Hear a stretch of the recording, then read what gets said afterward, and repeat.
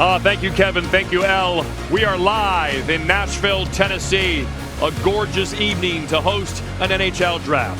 The 2023 NHL Draft. And that is the man who will be taken first overall. The newest NHL superstar. He'll make his NHL debut on ESPN opening night Tuesday, October 10th in Pittsburgh against Sidney Crosby and the Pittsburgh Penguins. A guy he's been compared to in terms of his love of the game. Let's draft, everybody.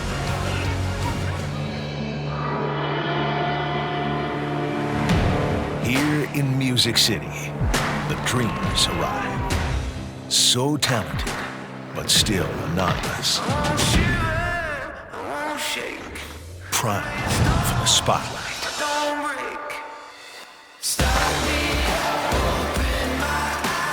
Tonight, a name will be called that has been expected on this stage for years.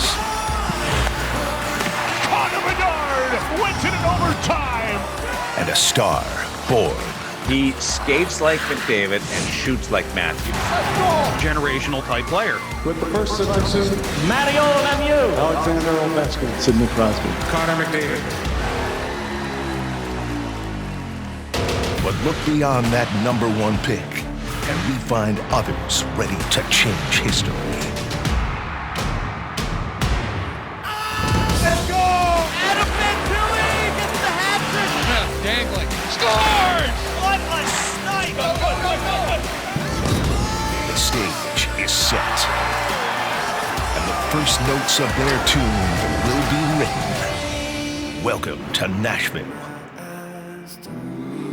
and the 2023 NHL Draft.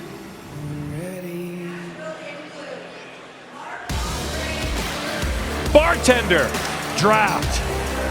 NHL Draft. 2023 NHL Draft from Nashville, Tennessee. The Buffalo Sabres and many other NHL teams either rebuilding or trying to make that next step like the Sabres. Get to the playoffs for that great fan base of theirs. This is where it all starts. Hall of Fame careers, Stanley Cup championships at the NHL Draft. And this year we know that 17-year-old Connor Bedard, he'll turn 18 next month, will be the first pick. Brian Boucher, why should he be the first overall pick? Because he can do everything. This kid is a superstar in the same breath as Connor McDavid, Austin Matthews. Electric player, great hands, great shot, great vision. He does everything great. He's going to be a superstar. An absolute finisher. Austin Matthews had 40 goals his rookie season for the Toronto Maple Leafs. Would not be surprised if this fella gets 40 in his rookie season. But Megan Chaika of Stathletes, you dig deep in all these numbers to help us throughout the NHL regular season on ESPN. And on the point, it's not just Connor Bedard, is this though? There are multiple franchise centerpieces at this year's draft. It's a high-end pick from 2 to 5. We've heard rumors of everyone from Michkov, the Russian, to Adam Fantilli, NCAA player. We have Leo Carlson, an SHL player that's playing with men as well. And Will Smith is thrown in the mix. Vision, playmaking, a great top half of the night. It's just a great night to talk hockey and be amongst hockey people, because also Week C, Kevin Weeks, there could be NHL trades brewing while we're on the air. Yeah, there could be some trades. I'm very curious to see what can happen from a goaltending standpoint. Boosh, we're both here for that reason, representing the goalie union. But in saying all of that, could Connor Hellebuck, the Michigan native, be on the move for the Winnipeg Jets potentially? Could the Boston Bruins, who have Lena Solmark, who won the Vezina, and Jeremy Swayman, their outstanding young goalie out of University of Maine, could one of those two be on the move? Question mark. There will be some more moves here this evening. That's what makes this more intriguing. But again, it all starts with this young man. He looks nervous, doesn't he? He's like, man, they're going to call my name. I'm going to walk up there and put on a Chicago Blackhawk sweater and hat. The Salt Shed, we see you out there. Hello, Chicago. All things go. All things go. The commissioner, Gary Bettman, will kick off this year's draft when we return to Smashville.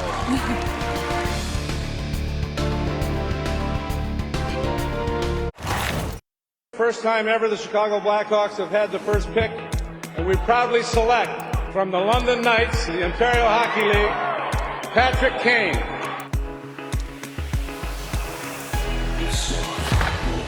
That was 16 years ago. Turned out pretty well for Chicago.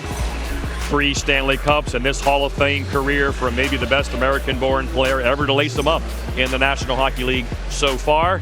Now for the second time in franchise history, Chicago gets to pick #1 overall, and sometimes it's just luck of the draw. When you have that pick, you want a guy like this available to take, and Connor Bedard is available to be taken by the Chicago Blackhawks. As always, the commissioner of the NHL, Gary Bettman, kicks off the NHL Draft proceedings this year, held in Nashville, Tennessee.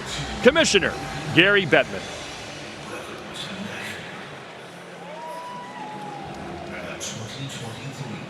NHL Draft.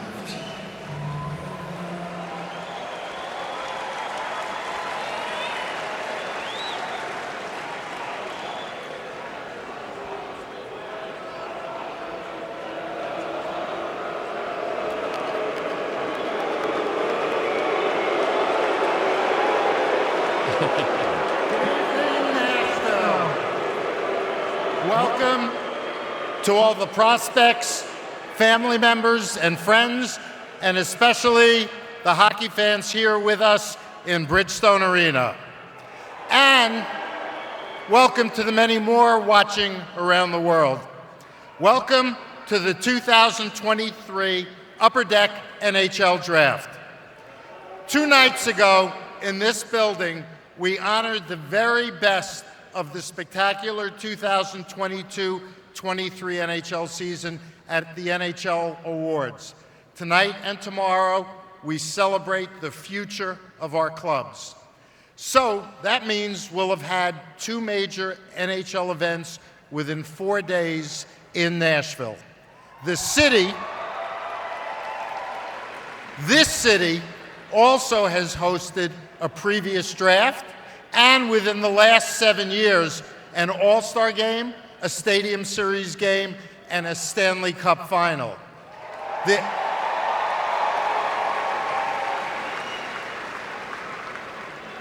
There should be no doubt that Nashville loves and supports NHL hockey. So thank you.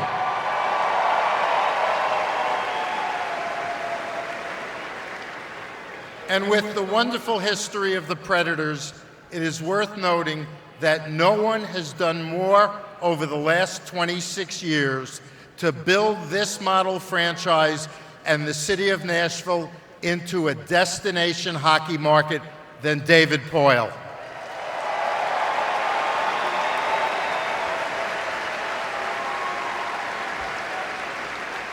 David, as this is your 26th and final draft as general manager of the Predators, your 40th draft as an NHL general manager, the league and the Preds want to honor you on this special occasion.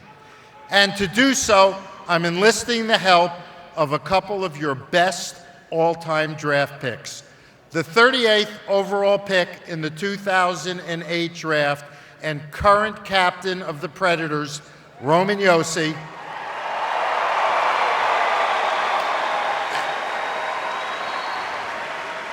and an all-time late-round gem, the Preds' 8th-round pick in 2004, and franchise icon, Pekka Rinne.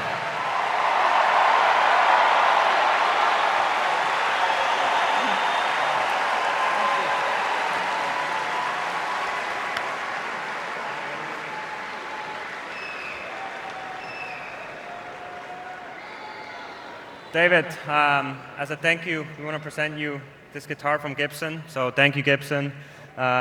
Just want to say thank you for everything you've done for the NHL, but especially for Nashville.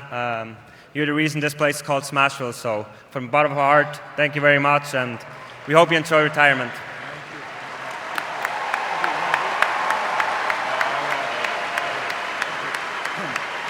Thank you. Roman and Pekka, thank you for your wonderful gift. It's beautiful.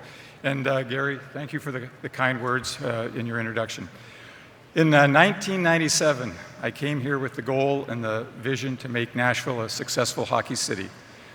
A general manager is only good as the people around him, and I have been very fortunate to work with many great people on and off the ice who have shared my goals and vision. Thank you to every one of my colleagues, past and present, and thank you to the Smashville's great fans for making Nashville one of the most successful and passionate cities in the National Hockey League.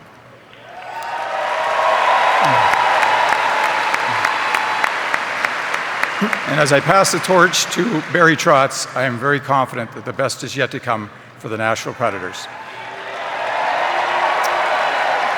May this year's draft class enjoy great success. Good luck to all the players and all the teams. Nashville, thank you for the greatest 26 years in my hockey career. Thank you.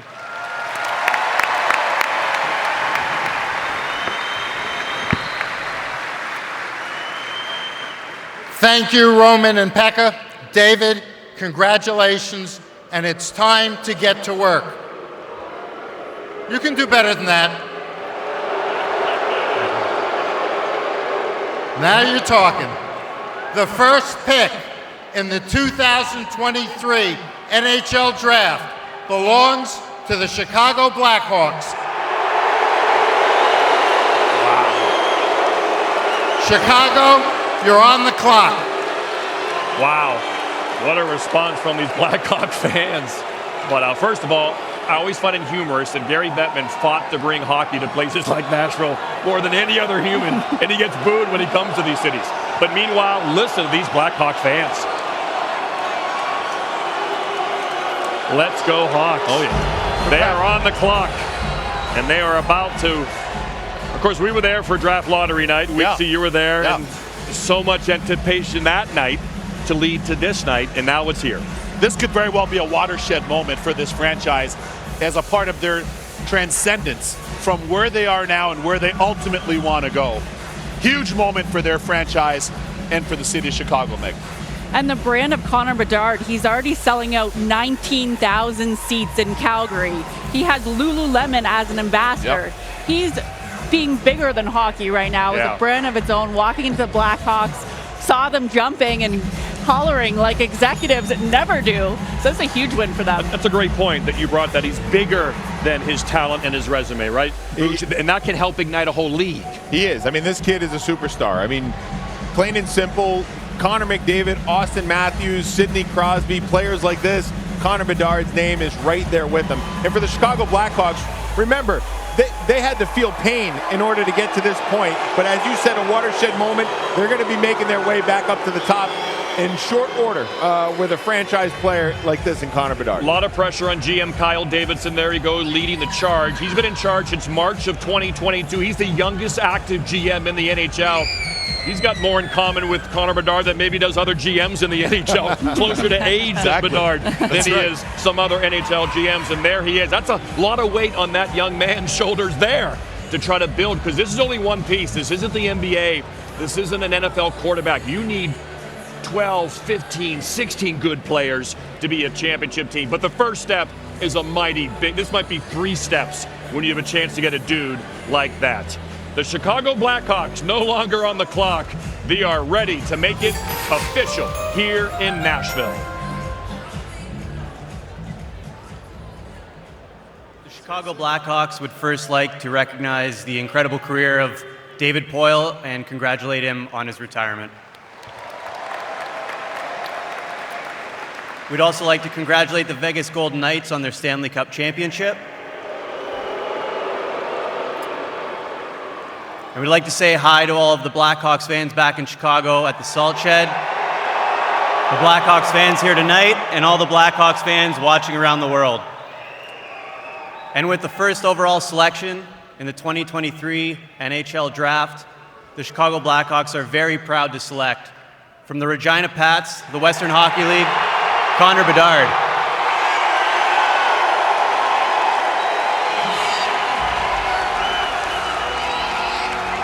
There's Dad, who let him play hockey in the kitchen, in the living room, because you can't build a backyard rink in Vancouver where he grew up, like other Canadian provinces. And of course, there's his mother, who saw a lot of things get broken in her house. Picture frames, vases, whatever it was. But the dream is now a reality. He'll make his NHL debut on ESPN October the 10th, a Tuesday opening night, part of our triple header coverage. Game 2 in Pittsburgh against Sidney Crosby and the Pittsburgh Penguins.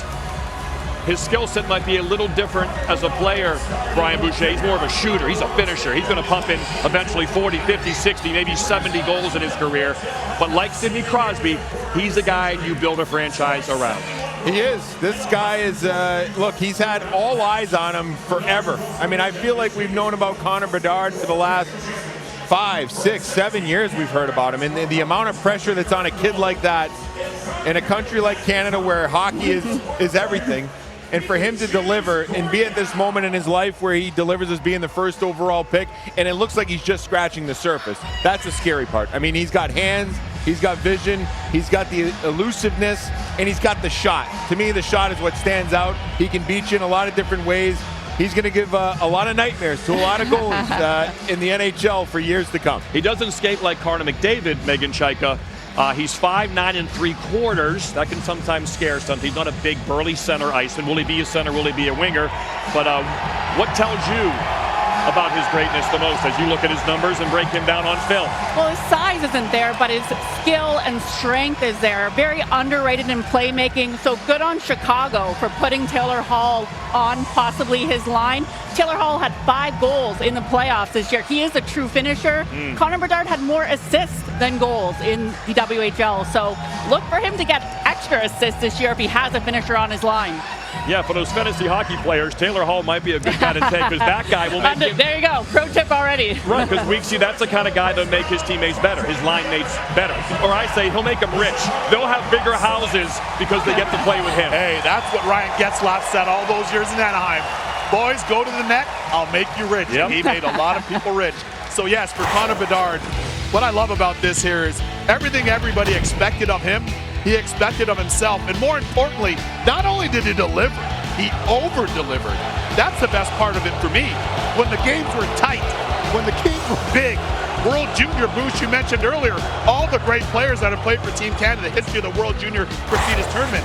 He's the all-time scoring leader. Yep. That tells you everything. Yeah. Gretzky, Lemieux, Lindros, Correa. How many names do we need to go down? Connor McDavid. And this guy did things that are historic. Scouts use comparables, right? They try to see what a player was before other players, and the numbers that you talk about, I mean, it's astounding. He's going to be an awesome player. Chicago will pick again in the first round, 19th overall. So Kyle Davidson in his scouting department will now really start to grind and see who could be there at 19. But for now, he's celebrating with Emily Kaplan. Thanks, Gucci. Kyle, so much excitement about Connor Bedard. What are realistic expectations for his rookie season? You know what? We'll see. We'll let him figure that out. He's a pretty special player, very special person, and you know, we'll let him determine how special that first season is. You know, we saw you make trades yesterday for Taylor Hall and Nick Foligno. What are other things you're going to do to ensure that he's successful in year one? You know what? We'll continue to look at the marketplace and see what kind of veteran leadership's out there to potentially surround him with. But we feel like we've got a lot right now within the locker room, but that's something you can never have enough of, so we'll keep looking. And I know that you guys are still in a rebuild, but when can we expect you guys in the playoffs again?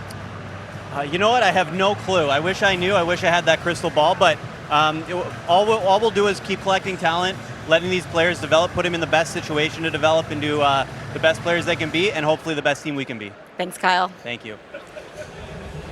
Again, the Chicago Blackhawk fan base has taken over. His dad wipes the tears away from his eyes. He and his sister and mom, it's really an emotional moment for them to see their boy on the precipice of a professional hockey career. Now here is the reaction. Again, you knew it was coming since they won the draft lottery on ESPN, but when it's official, it's still a pretty cool moment because now it's for real and he'll be in their lineup. Again, Tuesday, October the 10th in Pittsburgh on ESPN against Sidney Crosby and the Pittsburgh Penguins. Austin Matthews got 40 goals his rookie season. Over under Bush. Connor McDavid, 40 goals. Ooh. Now you're going up to 40. I'm going to 40 now. All right, I'm going to say under 40, but above 35. Okay, yeah. Okay. That's why it's a good number, right? It's a tough number. What do you think, Megan? Could he get? Let's go over. He's in Chicago. He'll get a lot of playing time. If he's surrounded by people that can feed him the puck too, his shot is incredible. Especially on the power play. Well, he's with Emily Kaplan. Connor, you just got drafted by an original 6 team, one that won 3 Stanley Cups in your lifetime. What was going through your mind when you put on that sweater? Yeah, it's really hard to put into words. I mean, you know, growing up, like you said, in an era where, you know, they were so dominant and so good with all the all the players I had, and man, it's incredible looking down and seeing it all myself. So couldn't be happier, and can't wait to get started. You know, the hockey world has so many expectations for you, but what are your expectations for your rookie season? I mean, just right now, it's focusing on having a good rest of the summer, and obviously going into camp and making the team. That's the main goal, and then, you know, if that happens, then you kind of set more goals from there. But kind of keeping it short term as of right now. And your first game is going to be on ESPN. It's in Pittsburgh, and you're playing against Sidney Crosby. What's that going to be like for you? Yeah, like I said, I gotta make it first, but that would be unreal. My favorite player growing up and a big idol of mine. So. You know, I don't think if that happens, that for me personally, you could script it any better. Thanks, Connor. Welcome to Chicago. Thank you. He was born in 2005, and Connor Bedard is a member of the Chicago Blackhawks at long last. We mentioned he's a sturdy kid. He's got quads. He's got delts. He did 14 pull-ups, Weeksy, at the old combine. So he should be a ready-made guy and just a power play menace. He's put together well physically. Right. I had a chance to meet him and speak with him in Vegas during the Stanley Cup Final, and he's got a very similar build at this age to the great Sidney Crosby. Big quads, big thighs, hamstrings, very developed lower half, which gives him a great center of gravity, and quite frankly, the base not only for his skating, but more importantly, for his ability to shoot and pass. Yeah, he was born the same year, 2005, as Crosby made his NHL debut in the fall of 2005. Now up next, a lot of intrigue, a lot of mystery. No one can figure out what Pat Verbeek, the little ball of hate, is going to do with the number 2 overall pick. Here are their last 5 first-round picks. Again, they're strong up the middle with Mason McTavish and Trevor Zegras, and there's 3 more centers sitting there for him to choose from. Adam Fantilli, the Michigan man, the Wolverines, Leo Carlsson, the big Swede, or Will Smith, the kid from Lexington, Massachusetts, who's heading to Boston College. There's Pat Verbeek right there, shaking hands with Gary Bettman. There really is all kind. No one knows what Pat Verbeek is going to do, and now we'll find out. Columbus, who picks next, is going to find out who's off the board. And then, of course, San Jose is waiting as well. The Anaheim Ducks with the number 2 overall pick of this year's draft. We would like to welcome all our fans watching at our draft party at Brewery X. With our first selection, we are proud to select from Örebro, SHL, Leo Carlsson. Big Swedish center, 6'3", can see the ice well. He can dangle the D as well. Number 1 ranked international skater. He's got size, he's got hands, he's got smarts. And this looks like, we talked about it, Brian Boucher, maybe the lowest floor of any player left in the high first round. I think that, and that's the thing that stands out to me. I think this kid has so much growth still in him. Right? I mean, when you watch him play, maybe the one thing you could say, maybe the foot speed's not quite there just yet. But look at him. He looks thin to me. Yeah. He's still got a lot to grow into. When you look at Adam Fantilli, a little bit more developed, this guy reminds me of Andrei Kopitar. You know, and if you think about what the LA Kings had in Andrei Kopitar, pretty darn good centerman that's been with them a long time, helped them win Stanley Cups. This is a smart player. And also when he was playing professional this year in Sweden, they didn't have him as a center. He was playing as a wing, and he still delivered in the point department. And he had a strong playoff, 9 points in 13 playoff games. This guy is going to be a really good NHL pro. He's going to play for a long time, and as you mentioned, the floor is there. I think we're only going to see better than what we see right now. And very self-assured and confident young player, Megan Chaika. I think this is a great pick. I mean, Pierre-Luc Dubois comes up as an NHL comparable, which we saw how much he got paid this week. Puck possession style on zone exits and entries, looks to carry the puck. Quality player with high controlled entry rate and attacks the middle of ice with speed. There's no wrong answers. Fantilli, Carlsson, both are a similar type of player. Playing in the SHL with men, you know he'll translate to an NHL-style hockey immediately. 3rd time the Ducks have picked 2nd overall. Remember, they were the team that was after Sidney Crosby. They took Bobby Ryan, 05, Oleg Tverdovsky as well in 1994. So it's the big Swede, Kevin Weeks. Well, let me tell you why I think there could be a little bit of an influence in the decision. Okay. Pat Verbeek spent time with the Detroit Red Wings. Yep. The Detroit Red Wings have really had a penchant for Swedish players in their history. That's putting it mildly. And quite frankly, many great Swedish players. I think that was influential in the decision here for Pat Verbeek and his staff with Leo Carlsson. Congratulations to him and them. But I got to get a quick note in here because the hockey community is a small one. I want to send best wishes to their goalie coach, Sudsy Maharaj, who's battling cancer right now and tuning in and watching. So shout out to Sudsy back in Oakville right now. He's done an amazing job with their goalies there in Anaheim. Absolutely. Anaheim will have 3 second-round picks as well. They'll have 33rd overall, 59 and 60. But Carlson joins McTavish and Zegras, and really young. Yeah. But in terms of up the middle, we just saw a Vegas team win with 3 strong, swift skating centers, and now they add their 3rd big-time center. Leo Carlson is with Emily Kaplan. Leo, you just got picked 2nd overall in the NHL draft. Were you surprised when they called your name? A little bit. I mean, I had it on feels, but a bit surprised, but super blessed. Growing up, who did you model your game after? I mean, Sidney Crosby was the guy, for sure. Watched him on some highlight tape when I was a kid, so yeah, him. You won't play against him very often, but what will it be like when you finally get to play him? That's going to be amazing. I mean, as I said, I grew up idolizing him, so yeah, it's going to be unreal. Congratulations. Tack så mycket. Yeah, thanks so much. Thanks, Leo. And like many Swedes, speak English so well, even at a very young age. So again, he's just a big guy, puck protector, great hands. He can dangle defensemen as well, but just high IQ, hockey brain, like we said. That's why certainly he almost seems like those, just pencil him in, 1,000 games, 1,000 points, right? He just seems like that kind of guy. And I will say, at the World Juniors, there were some players that were picked, in years prior in the draft that were supposed to be big-time players for Sweden that didn't perform up to standard. Leo Carlson was one guy that stepped up, and to me, I thought at that moment, he really took a step forward. This is a good pick for Anaheim. It makes me wonder about Trevor Zegras. He's playing center. You mentioned McTavish, Zegras. Now you get another big center. They've also got Nathan Gaucher. Is this, is Zegras a guy that maybe eventually does he move to the wing? I mean, it's something to think about that. But they definitely get a big body in Leo Carlson in the middle. Let's find out why Anaheim took Carlson with our Emily Kaplan. Pat, a lot of us were surprised to hear Leo Carlson's name there. Take us through that decision. Well, I think it's been a process over the last month or so we've had a lot of good debate. There was a lot of, I would say real healthy debate on which player, obviously to take, and I think in the end we were really intrigued with his hockey IQ, his creativity.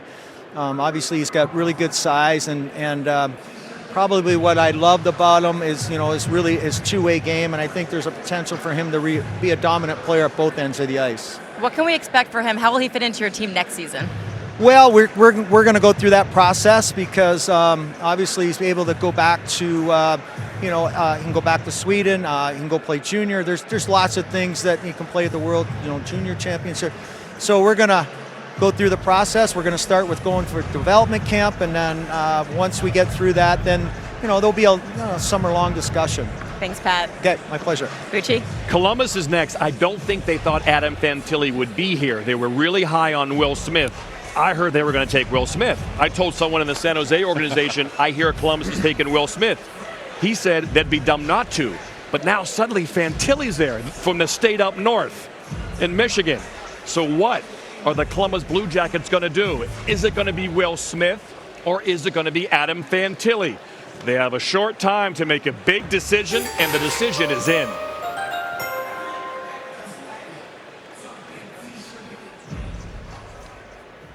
Thank you, Nashville. We appreciate the great time you've shown us all. Congratulations, Vegas. To a hockey lifer and a good friend, David Poyle, again, congratulations. Good man. Our fans back in Columbus, they're called the Fifth Line. They are at Pins in Easton. Have a party, gang. We appreciate y'all. To make our pick, I'd like to invite our general manager, Jarmo Kekalainen. Columbus Blue Jackets are proud to select from University of Michigan, Adam Fantilli. So Adam Fantilli was there, and they don't pass on this Michigan man in the state of Ohio. They'll learn to love him in the 6'14", because you're getting a full-grown man. 6'2", 195. That's Jack Eichel size. He shoots it. He can fly. He can power a line. More of a shooter than Eichel. This guy's going to fill up the nets as well as play a 200-foot game along the wall. He comes from a very close, big Italian family. Played with his brother at Michigan. He hasn't announced yet if he's going to return to Michigan or not. But man, this is a guy I don't think Columbus thought would be there. This is the center they've been waiting for, Brian Boucher. I like Fantilli, and you know what I like about him is he's a little bit quicker than Carlson right now. He may already be developed. What you see is what you get right there. He's a young man already, but he can play on the walls. He can get inside. He's got a powerful stride. I just personally like bigger centermen. I think that's how you win. Guys that can skate. You talked about the Vegas Golden Knights. You got to have size, but you got to be able to skate as well. I think he can do it. He's just going right down the road from Michigan down to Columbus. This is a great pick for the Columbus Blue Jackets. And you know what? Playing in the World Championship is big for him in the spring. That was a very good experience for him because it was a slow start for him at the World Juniors, but he finished strong at the World Juniors. Really impressed with this young man. What does he have that you like, Megan Chaika? That goal in the World Championships, to piggyback on that, was incredible. I think it kind of dispelled that he couldn't play at an NHL level already. And I talked to Brandon Naurato, his coach at the University of Michigan. He said earlier in the year he was trying to beat people with his hands and really learn to use his body to shield on the wall. That translates very well into the NHL. Solid pick for Columbus. I think they were running up there to get him. The Buckeye State. That's where he's going. Listen, this guy to me is going to be turning on the cannon a lot. You know the cannon there in Nationwide Arena? Boom, boom. Yeah, and I want to see more of that cannon crew there in Columbus. It's a great city. It's a great area, great market. And I think in him, they're getting a guy that is a big body, Hobie Baker winner, asserts himself against defensive players. You can see the tears in the eyes of his dad. Yeah. I spoke to the Hughes family earlier today, both Hughes parents. They were raving. They've got 3 kids that are studs. They were raving about him. That tells you a lot right there. Joins Owen Power and Matty Beniers as the only top 3 from Michigan. I got a feeling he's going to be in Columbus this season and play right away. His dad coached him hard. He said, you're going to play 200 feet at a young age. You're not going to be dangling. You're going to learn to play the right way. And he's rewarded tonight as his son is taken by the Columbus Blue Jackets. He's a Canadian kid, but again, played college hockey last year, took his team to the Frozen Four. He won the Hobie Baker as the best college player in America. And so Columbus gets that franchise center we talked about. They've spent 8 first-round picks on centers in franchise history, 5 in the top 10. They've yet to hit a home run, Brian Boucher. They hope this is an upper deck blast and Adam Fantilli. I think this will hit. This will be the one that hits. And as I mentioned before, you know, sometimes you get a center and they're a little undersized and maybe, you know, there's some question marks long-term for them. When I watch Fantilli and the size that he has and the quickness that he has at 195 pounds, to me, that is telling. I think that screams longevity, and he's obviously got the finish that he proved at college. 65 points as a freshman in college as an 18-year-old is not easy to do. 30 goals. Okay? You're playing against there. It is right there. It's very difficult to do, and what he did, now listen, Michigan was a very talented team, but obviously he's a guy that, when you look at Eichel's numbers, I think we're looking at, you know, a similar trajectory for Fantilli in that space. And a similar type player to Jack Eichel as well. Stanley Cup champ, Jack Eichel, I might add, with the Vegas Golden Knights. And he's already 18. He'll be 19 in October. So those years can make a little difference when you make that decision. Do I go to college for one more year, turn pro in March, and show up then, or do I turn pro right away and begin collecting? Well, welcome in again, John Butchergroth, Brian Boucher, Megan Chaika, Kevin Weeks, as we wait for Adam Fantilli to join our Emily Kaplan. My daughter works for the NHL social team, and so she talks to these guys. She said, she just texted me saying Adam Fantilli really wanted to go to Columbus. That's awesome. That's pretty cool. So Columbus, awesome. You're getting the guy that really wanted to play for the Columbus Blue Jackets. Great nugget and I there, think you'll Bucci. see him here this fall. Let me give you one take. Sure. This is one thing I love. When you're playing at the World Championships as a young player, you often defer. Why? You got established NHL veterans. This guy wanted the puck on his tape for Team Canada and had that huge goal at the Men's Worlds coming out of college hockey. Meg, take it away. Beautiful. And I also think in our data, he's scoring on set goaltenders. Okay. So he's not only able to create, dish to his teammates, but he can shoot it like anyone and like an NHL veteran. So look for him to score for Columbus too, which they desperately need right now. Yeah, we had him again, he made the Frozen Four, and he had a one-time blast on the power play, which was impressive. He is with Emily Kaplan. Adam, you are a Michigan man going to Columbus, Ohio. What do you want the Buckeyes to know about you? I'm super excited. Obviously, you guys have a lot of Michigan men there already, and they're doing tremendous things for the team, so hopefully I can have somewhat of an impact like them You have 125 people here. We just saw one of them, your dad, tearing up. Who are all these people and what do they mean to you? These are my best friends. This is my family. These are my coaches, my teammates, everybody that's helped me get to where I'm at. And them being here and taking time out of their schedules and spending the money on the flights and the hotels, it means the world to me. I'm so grateful. Well, congratulations, Adam. Thank you. Thank you so much. So here come the Sharks now. Will Smith is there. There's been a lot of mystery about the Sharks, which way they would go.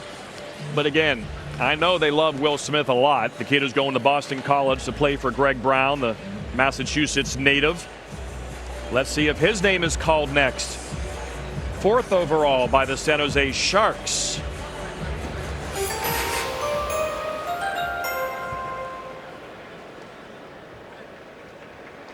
Thank you, Nashville. You guys have been a great host. We've really enjoyed our time here. Congratulations to David Poile. Great career managing. You know, someone who's been great to me and helped mentor me through along my first year. Also like to congratulate Vegas Golden Knights on the Cup win, George McPhee and Kelly McCrimmon. And like to say hello and thank you to our fans watching around the world and at the SAP Center tonight.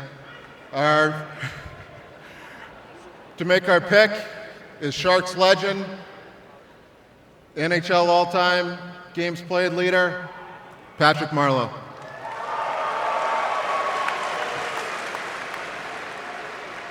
With the 4th selection overall, the San Jose Sharks are proud to select Will Smith from USA Development Program. Not a surprise, this is a high-octane center iceman. So the BU Terrier, Mike Greer, who played his college hockey at BU, takes the kid going to BC to play this fall. Only Jack Hughes scored more points at the U.S. National Team Development Program. This guy's really electric, Ryan Boucher. They got a good one here. He is, and Mike Greer, you know, being in the Boston area before he went to San Jose, was very much around the youth hockey circles, and he knows Will Smith very, very well. He's seen him play a lot, so there has to be a real comfortability in picking Will Smith for Mike Greer because he's seen him a lot. This kid's a really talented player. I mean, one-on-one, he can beat a defender right in front of him. He can create in so many ways, an unreal passer. You could argue that his line that he played with Gabe Perreault and Ryan Leonard at the U.S. program may have been the best ever. You know, it's worth debating about. This is a real talented player. And all three are going to Boston College. And they're all going to Boston College. And San Jose is a long way away from it. You could probably be a little bit patient with this player, but I think it's a great pick, and we didn't know how it was going to shake out, but I know that they got a really talented player in Will Smith, the Sharks did. And we'll hear his wingers announced very soon. Leonard will go first, and then Perreault will go soon after that. So again, those 3 players all going to Boston College this fall. And so, Megan Shaika, 3rd time 4 straight centers go at the top of the draft. Happened in 1981. Happened in 2015. We said coming in, this is a strong center ice draft. What does this guy bring to the table? And you're rebuilding when you're looking at centers, right? You're stocking the cupboards, and Will Smith brings a lot of vision, the ability to see the ice and passing lanes that others don't, and he actually has the skill to complete those passes, moves the puck into dangerous areas. He's a lot like an NHL comparable, Sebastian Aho. Excellent player, elite level, offensively creative, playmaking vision. That's Will Smith's calling card. I spoke to his agent the last couple days, and I was literally on the phone with his agent, one of them, both of them actually today. They couldn't get off the phone when I said, tell me more about him. They just found more and more, and they said integrity. Very seldom do you hear that. Yeah. Yes, the skill set, yes, the ability to beat people off the rush and generate offense, but integrity, they said. And the reason why they said that, I asked why. They said because this is a guy that plays the game the right way, that believes in himself, believes in his teammates, unselfish, and believes he has to earn everything in the game and is willing to work to do so. Yeah, he grew up in Lexington, Mass. A lot of his family and friends are there in Burlington tonight at Tavern in the Square, rooting on their young future Boston College Eagle, Will Smith. And yes, he did walk up to Fresh Prince of Bel-Air music. I heard that. When he walked to the stage. A little note from Pete Krupski, who does the play-by-play for the U.S. National Development Team program. The reason why he wears number 2, his favorite player growing up was Brian Leach. Wow. And he's going to Boston College, another Eagle. So well done, Boosh. Great stuff. Yep. All right, the Fresh Prince of Chestnut Hill, Will Smith, is with Emily Kaplan. Well, we're all talking about it. You got the Fresh Prince of Bel-Air theme song when you walk up there. Why'd you choose him? What was going through your mind when you put on that jersey? I mean, I feel like I kind of had to. I mean, the name. I mean, I'm trying to own it, and I mean, I love the song too. Can you sing it for us? Right now on camera? Why not? CSPN, let's go. In West Philadelphia, born and raised, where the playground is where I spent most of my days, chilling out, relaxing all cool, shooting some b-ball outside of school. That's incredible. It might be more impressive than your playing skill, but I know you are an impressive player. So tell me, who'd you grow up modeling your game after? Yeah, I mean, I loved Patrick Kane growing up. I mean, ever since they were winning all those cups, even though I was a Bruins fan, I loved them. Awesome. And your two line mates at the U.S. program are Ryan Leonard and Gabe Perreault. We should see them here tonight get called. You're about to be line mates also at Boston College. What's it going to be like, and what are your expectations for them tonight? Yeah, I mean, those are my brothers. I love those two guys. And, I mean, we also got Morrissey in the crowd, too. So, I mean, they're the best. I love hanging out with them. I love playing with them. And I can't wait to hear their name called. You just wrapped on national TV. You're an incredible sport. Thank you, Will. Congratulations. Thank you. Cheers. Really well done. Says a lot about his confidence and personality. Morsey is Oliver Moore, another electric skater. We'll hear his name as well, part of this U.S. program. And Brian, you're obviously well aware of this U.S. development program. What does it do for some fans who are unaware, and why is it a good route to go when you're a young, talented hockey player? Well, I think, the top players get selected to go there, and these kids are all their best players in their own respective region, and they get to go for 2 years under one roof, train together, practice together, push one another. It's a bunch of alpha dogs in the same place, and in the end they push each other, and it's they've had tremendous success in developing not only players, but I think quality human beings that are good leaders when they get to their teams in the National Hockey League, and this is going to be another good one in Will Smith. All right, so Montreal, a lot of intrigue around the Montreal pick. Would they trade it? Someone trying to move up. They figured the first two players who were taken were going to be taken 1 through 4. Weren't sure of the orders. They probably know who they're taking here, Megan. I would think so, but I also think this is a decision that you're looking at a couple times. I mean, there's Michkov, yes, rumored to be going to Montreal possibly, but still we have good players on the board that you maybe think have a bit less downside risk too. So I could see them going a variety of different ways. Haven't won a cup since '93. Picking the top 5 now in consecutive drafts for the first time since the 60s. Here's Montreal's pick.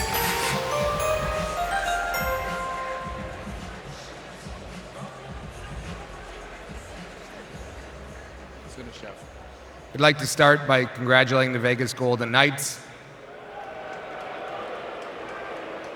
Also like to wish David Poile all the best in retirement. J'aimerais saluer nos partisans à Montréal et autour du monde. On apprécie votre passion. To make our selection, I will invite up our former 5th overall in 2005, Carey Price.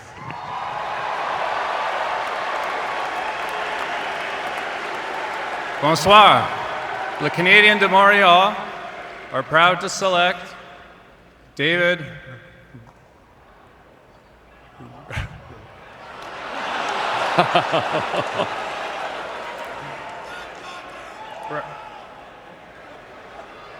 We planned it that way. David Reinbacher. So David Reinbacher, that was the player many people thought they would take. He's a big right-handed shooting defenseman, Megan Chaika, 6'2", 225. Why is he the first defenseman off the board tonight? When you're looking at picking that defenseman, you're thinking someone's going to pick him shortly after, so Montreal jumping the gun. He focuses on simple plays on exits, distributes the puck with good timing to teammates, makes that good first pass and exits the zone well. He's Austrian as well, so he actually committed to playing in Switzerland. I talked with some of his coaches that said he's an excellent person, not just hockey player, trains well. He's a big kid who skates well, combined with a great skill set. And maybe compared to Seider, although Seider's a little tougher and meaner, his coach said he actually thinks David has a higher threshold to get to. So solid defenseman, a little higher than I would expect, but he would be the first one on my list.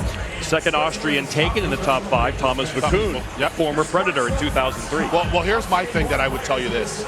With him, now the D is open for the defenseman now. And Reinbacher, because I wasn't sure if it was going to be Sinimchev here, and it goes with Reinbacher, but Montreal's had a history of having European-born players certainly in the last 30 years, they've had a lot of European-born players that have flourished in Montreal. Montreal has kind of that international culture, Bouch, and I think this is a nice piece to add to their blue line, which is very impressive right now. Right shot D-man, good size. You can see he can move. He was able to close on players quickly with his feet. Maybe not overly nasty, but I think there's a smarts to his game, playing a pro game in the Swiss League. The Swiss League's a good league. Very good league. Very skilled. It's a good league. And for a big guy like that, Got a big back. Yeah, I'm big on big backs, Bouch. Yeah, you can carry a lot of people on those backs, Bucci. Along the wall. A good pick. I mean, look, I think there's a lot of D in this draft that people are thinking about. Simashev, as you mentioned, maybe has a little bit more bite to his game, but in a lot of people that I talked to, they felt like Reinbacher was the guy that was going to go first. So not overly surprised that Montreal grabbed him. A lot of mocks had the top 5 that were taken. Now the mystery really begins here as Matvei Michkov, the talented Russian, many think is the second best player in this draft, but because of obviously geopolitical reasons, the 3-year KHL contract, he's not available right away. He is still on the board. 5 picks in of the 2023 NHL Draft. Dreams are coming true. The Arizona Coyotes, first of 2 #1 picks. The Coyotes on the clock. They'll make their selection next on ESPN.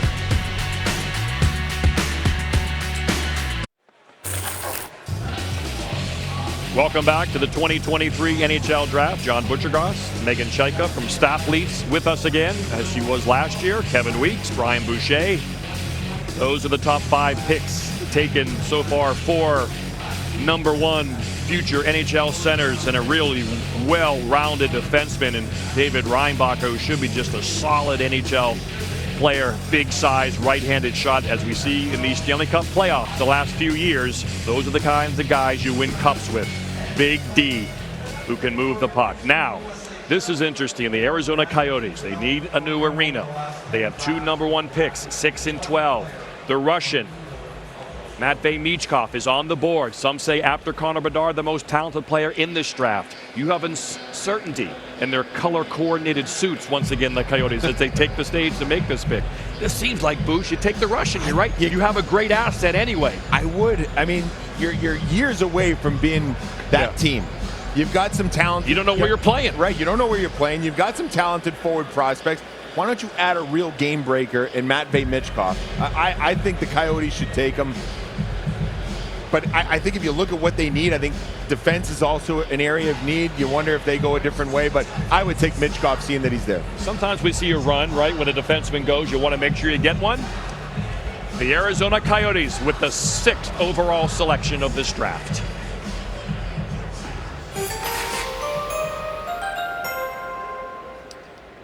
On behalf of the Arizona Coyotes, we'd like to congratulate the Vegas Knights on winning the Stanley Cup.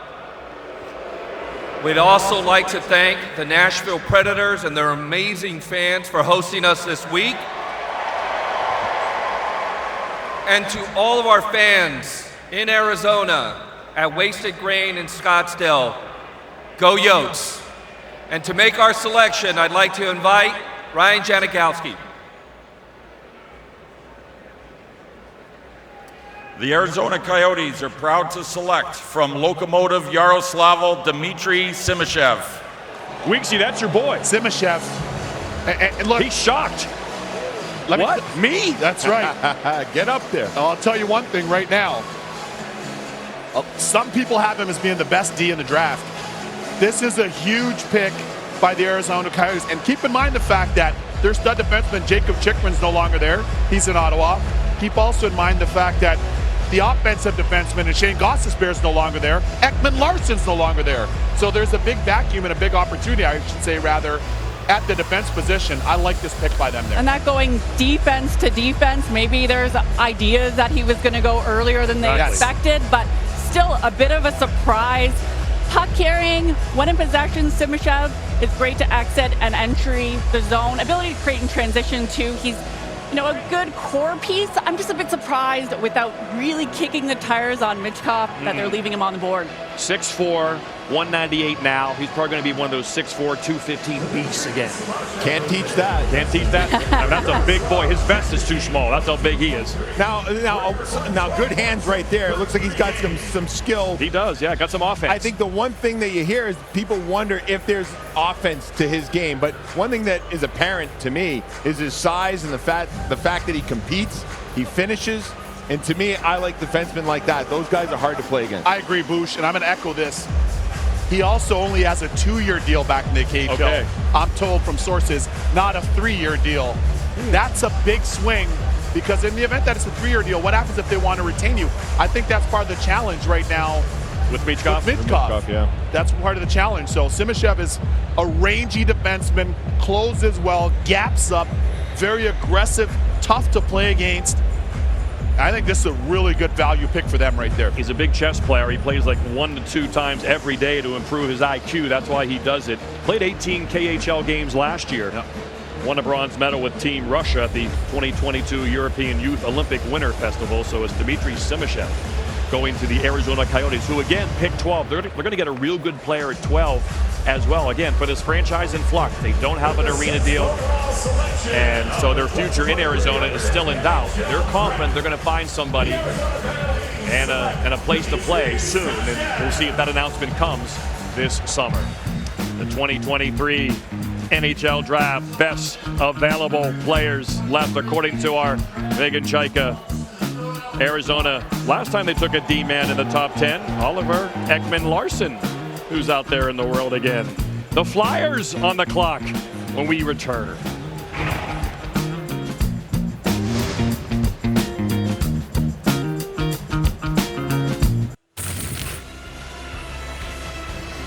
Welcome to the 2023 NHL Draft. Welcome back, and that man, Connor Bedard, taken first overall Blackhawks tonight. are very proud to select Connor Bedard. Man, it's incredible looking down and seeing it on myself. So couldn't be happier and can't wait to get started. And he'll make his debut on ESPN. Opening night, October the 10th in Pittsburgh. So here come the Flyers. Keith Jones, the new president. Of course, our boy John Tortorella, second year as head coach. New GM Daniel Briere. Their name Ryan Leonard has been talked about as the ideal Flyer. A lot of teams like Ryan Leonard. He's got muscles in his face. I mean, he's just a man. He translates to the postseason, and we wonder if he'll be the next pick. Here is Daniel Briere. Looks like a young Paul McCartney, doesn't he? The new GM of the Flyers. Actually. That's a good call. Let it be. Let it be, bro. Let it be.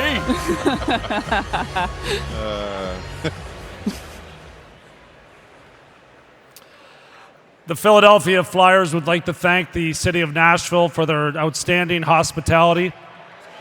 We've had a very good time. It's going to get more fun. I would like to thank David Poile. He was my general manager with the Washington Capitals, drafted me in 1988 in the 7th round. He got a lot better after that pick. Danny?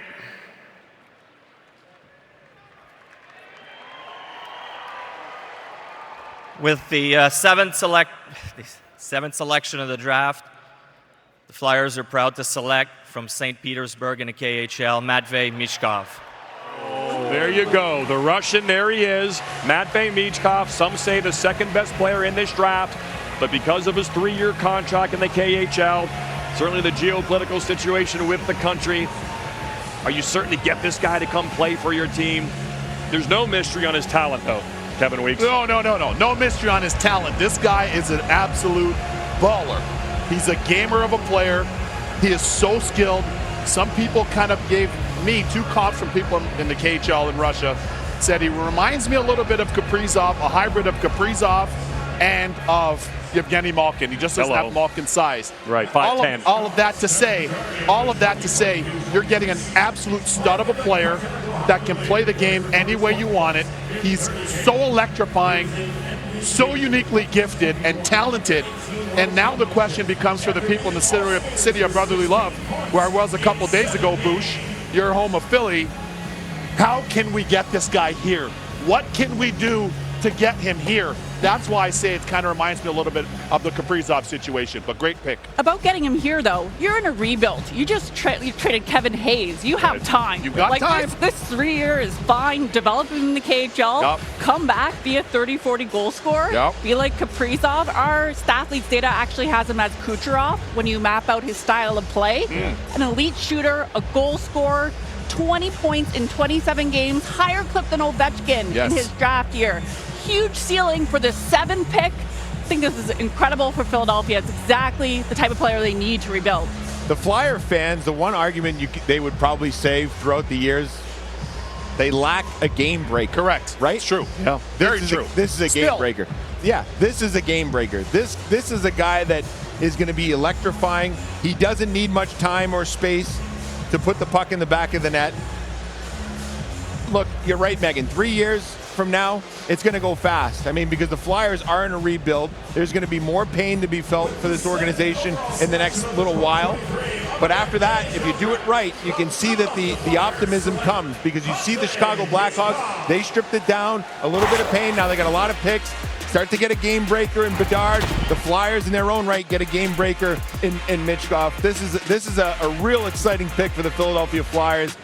You just wish you could fast forward those 3 years real quick. Yeah, exactly. And now you have to start building some bridges with some of his folks from his club over in the KHL. Complicated. It's very complicated, but you're going to have to build bridges there. You're going to have to establish relationships. Some of the club representatives from Cheska are here with him, I'm told, as well, which was a little bit of a concern for some of the teams in the interview process. But one thing that's undeniable is how good of a prospect this is and how electrifying of a player he is. So you're right, Bush. They've needed a game breaker for a long time in Philly. Work on your Russian, Torts. Matvei Michkov is with Emily Kaplan. Matvei, what do you want fans in the NHL to know about you? Что можешь сказать фанатам НХЛ, чтобы они тебя лучше узнали? Я очень счастлив, что оказался в Филадельфии. У меня просто нет слов, это невероятные эмоции. I'm delighted to be in Flyers. I have no words. Such an emotional moment. When do you expect to come to the NHL? Когда нам ждать тебя в НХЛ? Я думаю, что скоро. Это моя мечта. Things quite soon. It's his dream to be there. And what does it mean to you to get drafted to the NHL?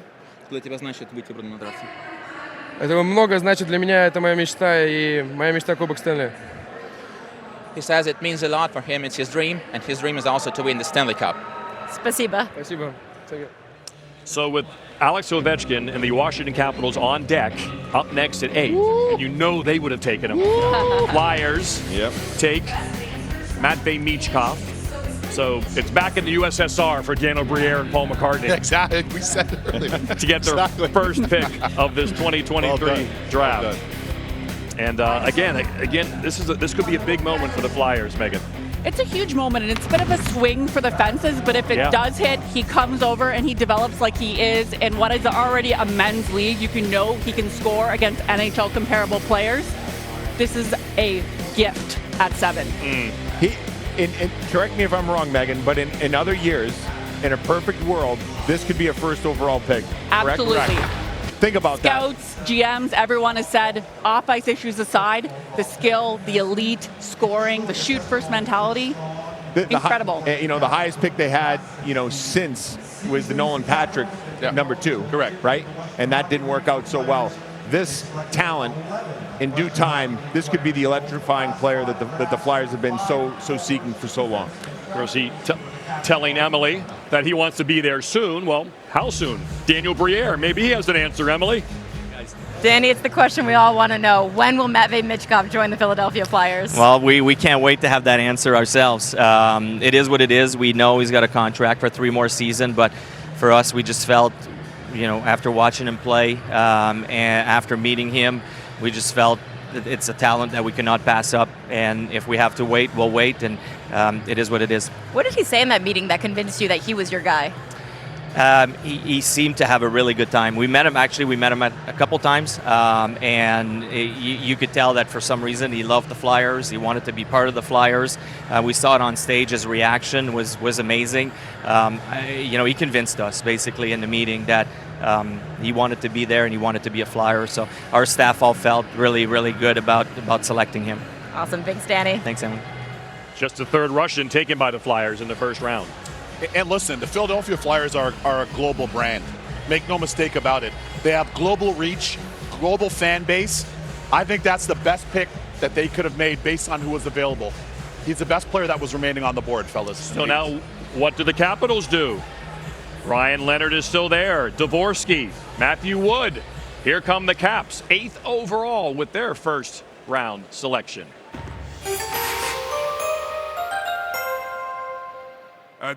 The Washington Capitals would like to acknowledge David Poyle's longtime contribution to our organization and congratulate him on an outstanding career. With the 8th pick, Washington selects Ryan Leonard from the U.S. Development Program. Well, there he is. We mentioned this is a man, muscles in his face. He plays mean. He played on that U.S. line with Will Smith and Gabe Perreault. And they already got Tom Wilson, and they're bringing another mean player to the team. Not quite the size of Tom Wilson, but he certainly has some bite and some jam to his game. And maybe Washington saying, okay, you want to take our guy? We'll take your guy. I thought this kid would have made a great Philadelphia Flyer just because of the way that he plays. But this is a good pick for Washington. You can't go wrong. You know, we talk about certain types of players that help you win in the regular season, and then you find out about players that you need to win in the playoffs. This guy falls into the category of guy that will help you win in the playoffs. His game translates to springtime hockey. He's a sturdy guy. He hits, he gets in there, yet he has skill and he can finish. He really made significant strides at the national program, and a good pick here for the Washington Capitals. He'll head to Boston College again to play at least 1 year of college hockey this fall. Look, when you look at a Tom Wilson and what Mr. Wilson, as I call him, has done to impact the game for the Washington Capitals, perhaps this is a diet Tom Wilson. Somebody they're looking at, they're saying, hey, a little low calorie, but a lot of the same taste, the same flavor. Scouts are combing the world for another Tom Wilson, Jamie Benn type player. So the fact that he has many of those attributes, Meg, I think bodes well for exactly what they're looking for in the nation's capital. And not only does he have those attributes, but he scored big goals, right? Yeah. He had that OT goal. He also had the most scoring chances per game in that U18 World Championship, so he's getting high quality shots. And Leonard has that shoot first tendency, always looking to shoot in the offensive zone, and volume plus quality makes scoring. Leonard has that in spades, so big body, scoring will be good for Washington, but certainly looked like a Philadelphia Flyer type player. He did.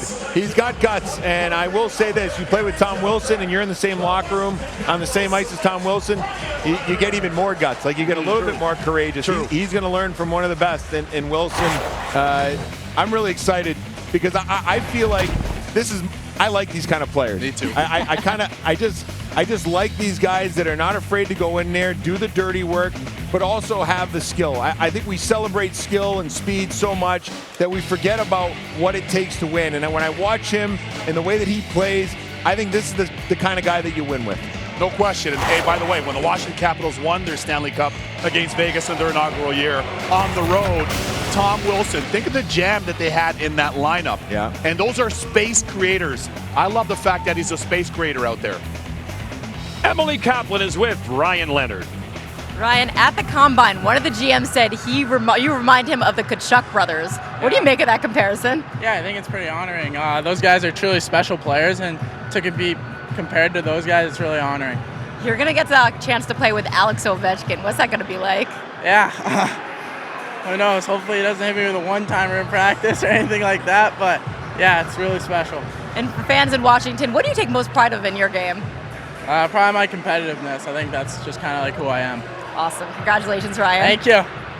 He grew up in Western Massachusetts. Will Smith grew up in Boston, and there's his family. And again, just a great night we have this draft. Last year was in Montreal. It was still tough to get over the border. Before that, it was the virtual draft. So it's great that it's kind of like the first old school draft in a while. But here he is. How does his game translate to the next level specifically, Brian Boucher? Does he play a heavy game? Well, at 5'11", it's hard to say that it's heavy. Okay. But I think it's one that has bite. It's got jam. He's not afraid to get his nose dirty. So I think Wilson's heavy. He's 6'3", right? Yeah. But he certainly has those same attributes. And what I like about him too is that it's clear that he can play with good players. right. This is not just a guy that's going to go in there and throw his body around and try and play a role. You know, he knows that he's got some skill. His game is adaptable. It's an NHL game. I think it's a guy that a lot of teams, truthfully, need more of. They would kill to have. I agree. Yeah. And guess what? The Vegas Golden Knights had those players in spades. Yep. Which is a big part of why they just hoisted Lord Stanley's Cup a couple weeks ago. Red Wings are on the clock. They pick at 9 and 17. I'm told they really like Matthew Wood, the Yukon Husky who played last year. He'll play again for Coach Mike Cavanaugh. He'll play center for them, probably translates as an NHL winger. He was 17 when the college hockey season started last fall. He's kind of a big hockey brain, big quad kind of guy. Again, not a road runner, still just 18 years old, but maybe Matthew Wood could be the guy the Red Wings take here, dip once again into college hockey as they have 2 picks. I think they need a center. I think they're looking for a number 1 center. I mean, obviously Dylan Larkin's their number 1 guy, but I think in a perfect world, whether that's through trade or whatnot, I think that's what they're looking for. Maybe Dalibor Dvorsky, perhaps. Yep.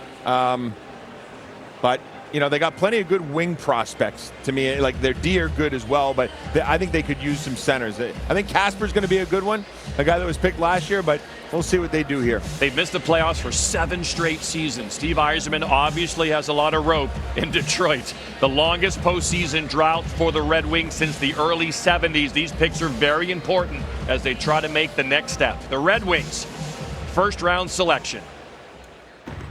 First, I'd like to congratulate David Poile, fantastic general manager, fantastic person, and a great friend on a tremendous career.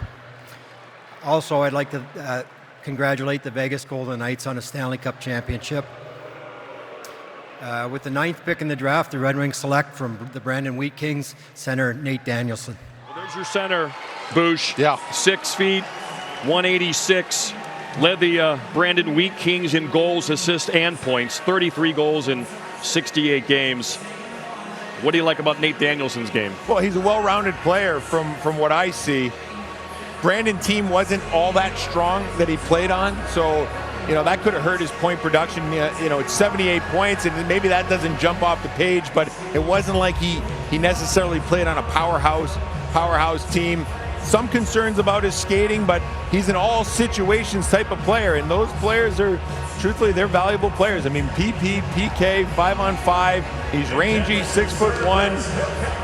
In the videos that I saw, Megan, we talked about this. Right, we did. I thought he stayed to the outside a little bit too much for my liking, but so there's some improvement there, right? Yeah. There's something he can work on coming into this. But maybe that speaks to maybe not playing with players that, you know, that weren't able to finish. So he just kind of, you know, if it's a little bit difficult, you don't have the guys, the horses to play with, maybe that's why you shoot from the outside. But all accounts, it sounds like this guy's a very good prospect. Versatility comes to mind for me with him. He's a guy that can do everything fairly well. And by the way, the one good thing about Brandon, they've got a really good program in the fact that they develop NHL players. It's an NHL factory out there. Kelly McCrimmon, Vegas' GM, is part of the ownership there. They've done a really nice job developing players with the Brandon Wheat Kings. He seems extremely relaxed. Doesn't he? Very chill. He's chill. He knows that's an original 6 franchise. You're kind of a big deal right now. Yeah. And by the way, you're drafted by the Detroit Red Wings, but I like the fact that there's versatility is the biggest thing that comes to mind in terms of his calling card as a player. Yeah, and that two-way sort of heart and soul type guy will do well in Detroit. At the WHL said he kind of reminds them of Nugent Hopkins in the early days, maybe with the grit and penalty kill, not quite on the offensive side, but he has that bite to his game that a lot of people really like. He is an Edmonton, Alberta native as well, right-handed shot. So again, you know, obviously the Red Wings like smart players. Have Lucas Raymond right now.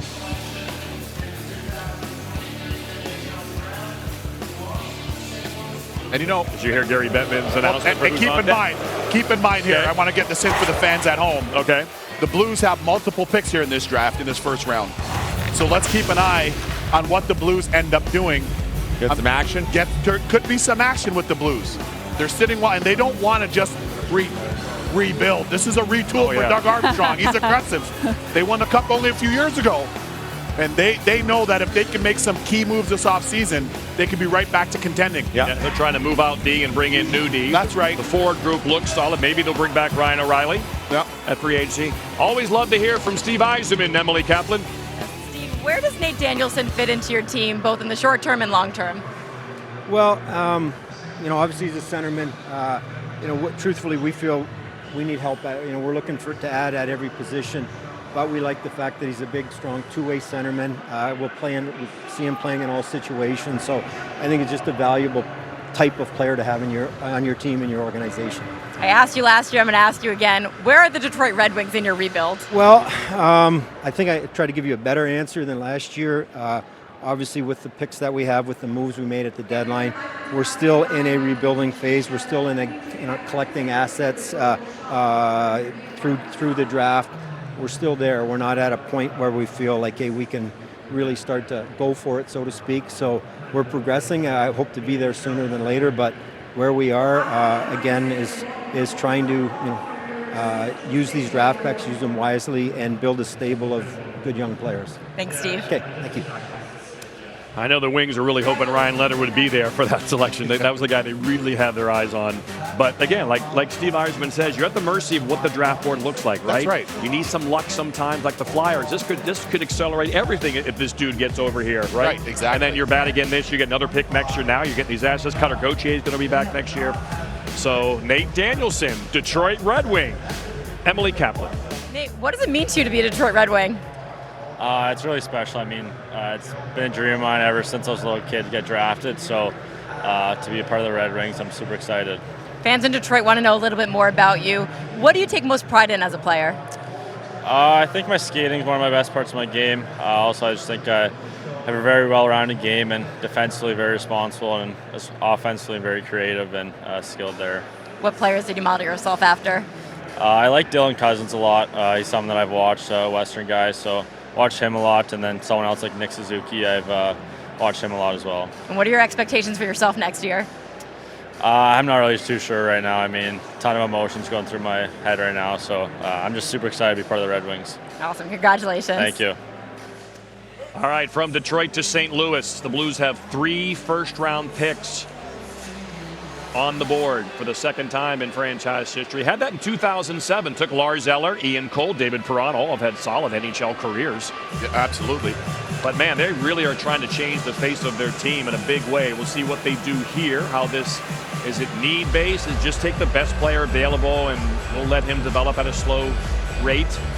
I think the Blues need a defenseman. Okay, if you look at their back, their back end.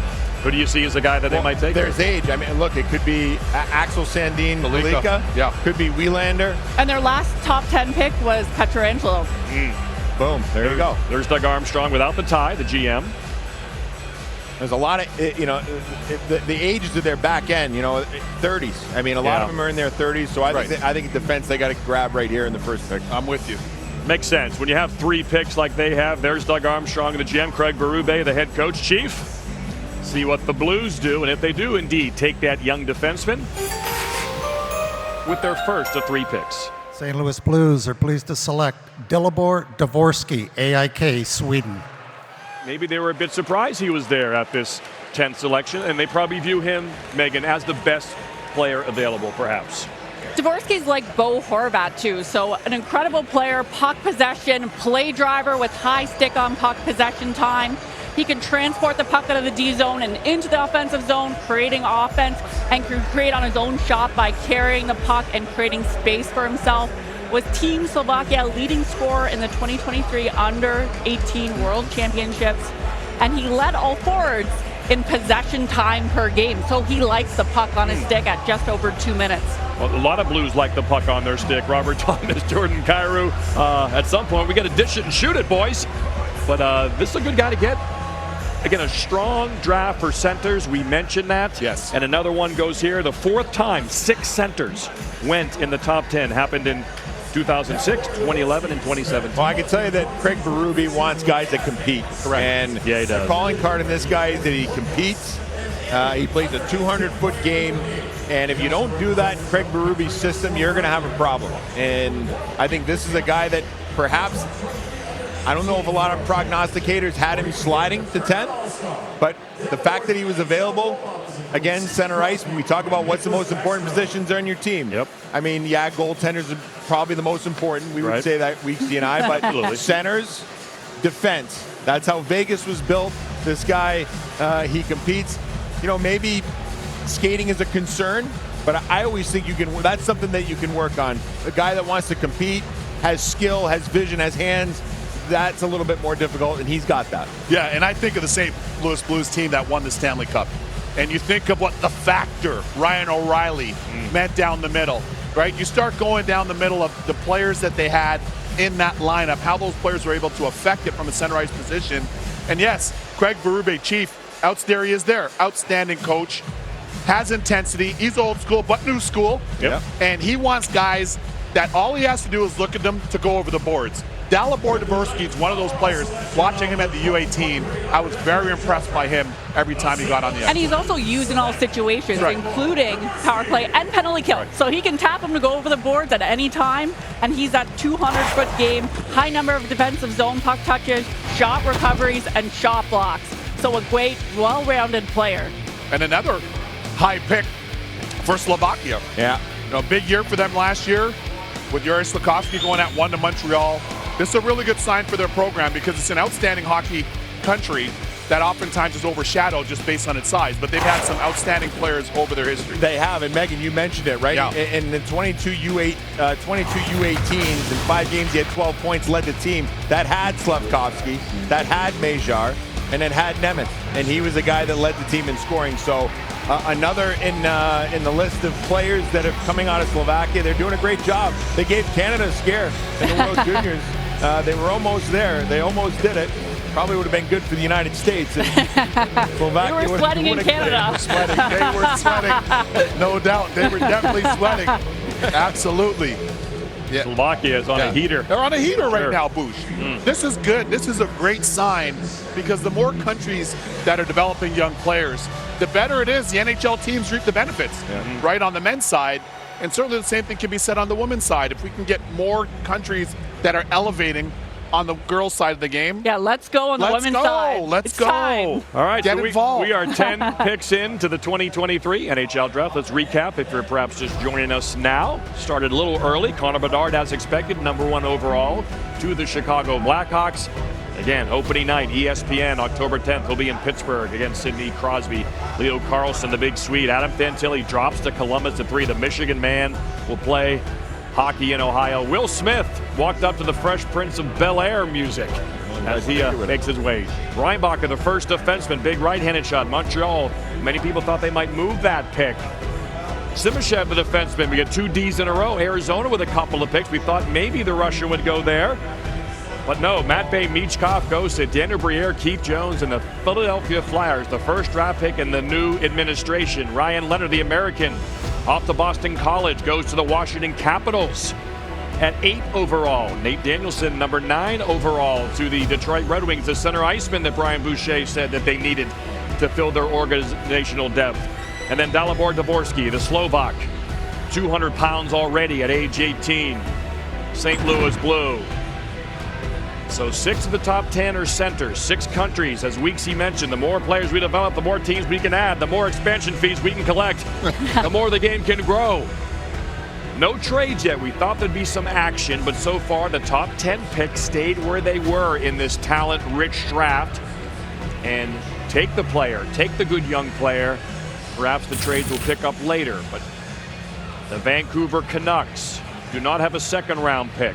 Rick Tocchet, hired last January. They've missed the playoffs in each of the last 3 seasons. A very important pick for them at 11. As Gary Bettman welcomes Jim Rutherford, Cami Granado, and the rest of the Vancouver Canucks. I think a defense here. Another defenseman? Out of their prospects, only one is a D-man in their top prospects. All right, so the Vancouver Canucks with their first round Sandy pick. Pelika. Think so? All right. I like that. I like that, Here is their pick. Who's going to step up? Come on, don't be shy. Get involved. Vancouver Canucks are proud to select from Rögle, Swedish Junior League, Tom Willander. Okay. They do take the defenseman. They take a D-man, though. Good for them. Good for them. I echo your point, Bush, and the fact that they need to really rebuild that stable on the back. They have the stud in Quinn Hughes right now, but he needs help. They need help on the back end there, Meg. They need depth. And the NHL comparable for him is Seth Jones, poised with the puck, high success rate when under pressure and in traffic, which translates well in the NHL. Puck distribution by Willander, quick decisions, and puts teammates in position to make the next play. I think this is a solid pick for Vancouver if they're looking for a defenseman. And these are hard to find. You usually build through the draft. You know how expensive they are in the trade market, or impossible to get. Right shot D-man. He's got good size. I mean, the one thing about Axel Sandin Pellikka, he's a little bit smaller. Yeah. I think Willander is a guy that can run a power play. He's a good skater. He moves the puck. He plays hard. He's solid all around. He's going to Boston University in the fall. I think that's Jay Pandolfo, my man, was right there in the shot. And I think that this will give them a little bit more time to get a little bit stronger. But they needed deep prospects. Like I was saying before they made the pick, out of their top 9 prospects that they have, only one is a D-man, and that's Jack Rathbone. So they needed to get a D-man, and I think this is a good one. Yeah, if you're a college hockey fan, you're excited. All this high-end, high first-round talent going to play college hocky this fall. Another Freshman one coming in. Tom Willander playing for Jay Pandolfo. Both BU and BC will be loaded this year. There'll be top 10 preseason teams. The Beanpot will be fired. I was going to say. Frozen Fours in St. Paul this year. We'll see the fine folks of Minnesota up there in St. Paul next April for the Frozen Four. And Vancouver gets their Swedish defenseman. They've done pretty well with Swedes over the years. It's my boy Ryan Johnson, RJ, with a little stubblement. Up next, the Arizona Coyotes will pick again. Remember, they picked 6th. Now they'll pick again 12th for their second of 2 first-round picks. It's all been about Connor Bedard. A big contingent of Blackhawk fans made the drive down to Chicago to cheer him on. Thank you. I love you. Thank you for everything. I love you. Love you. So proud of you. Thank you.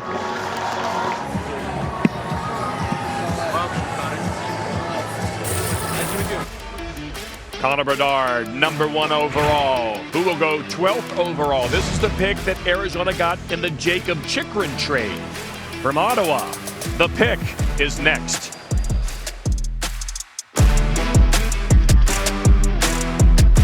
And Deportes and plus. Gorgeous night in this great American city of Nashville, Tennessee. So much on the line. Here come the color-coordinated Arizona Coyotes. We saw Matvei Michkov, who had the same colored suit on. Maybe he thought he was going to go to Arizona. Here's how they got this pick. Remember the Jacob Chychrun trade? We waited forever to trade Jacob Chychrun. He finally did, and we got a 12th overall now, this pick.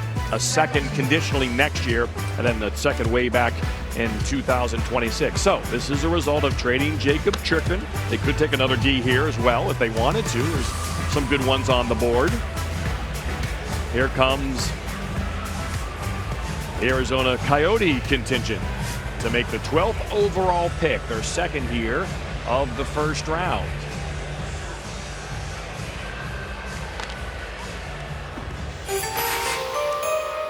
The Arizona Coyotes are proud to select from Yaroslavl, Daniel Boot.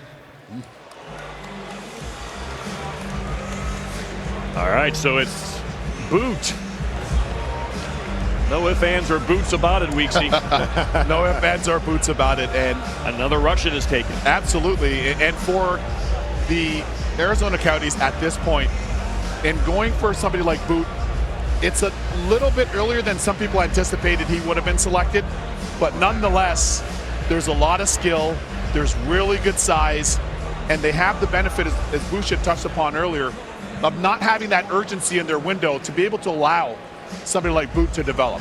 So to pick this early, you hope they see a very high ceiling for him. Exactly. His NHL comparable is an Alex Tuck.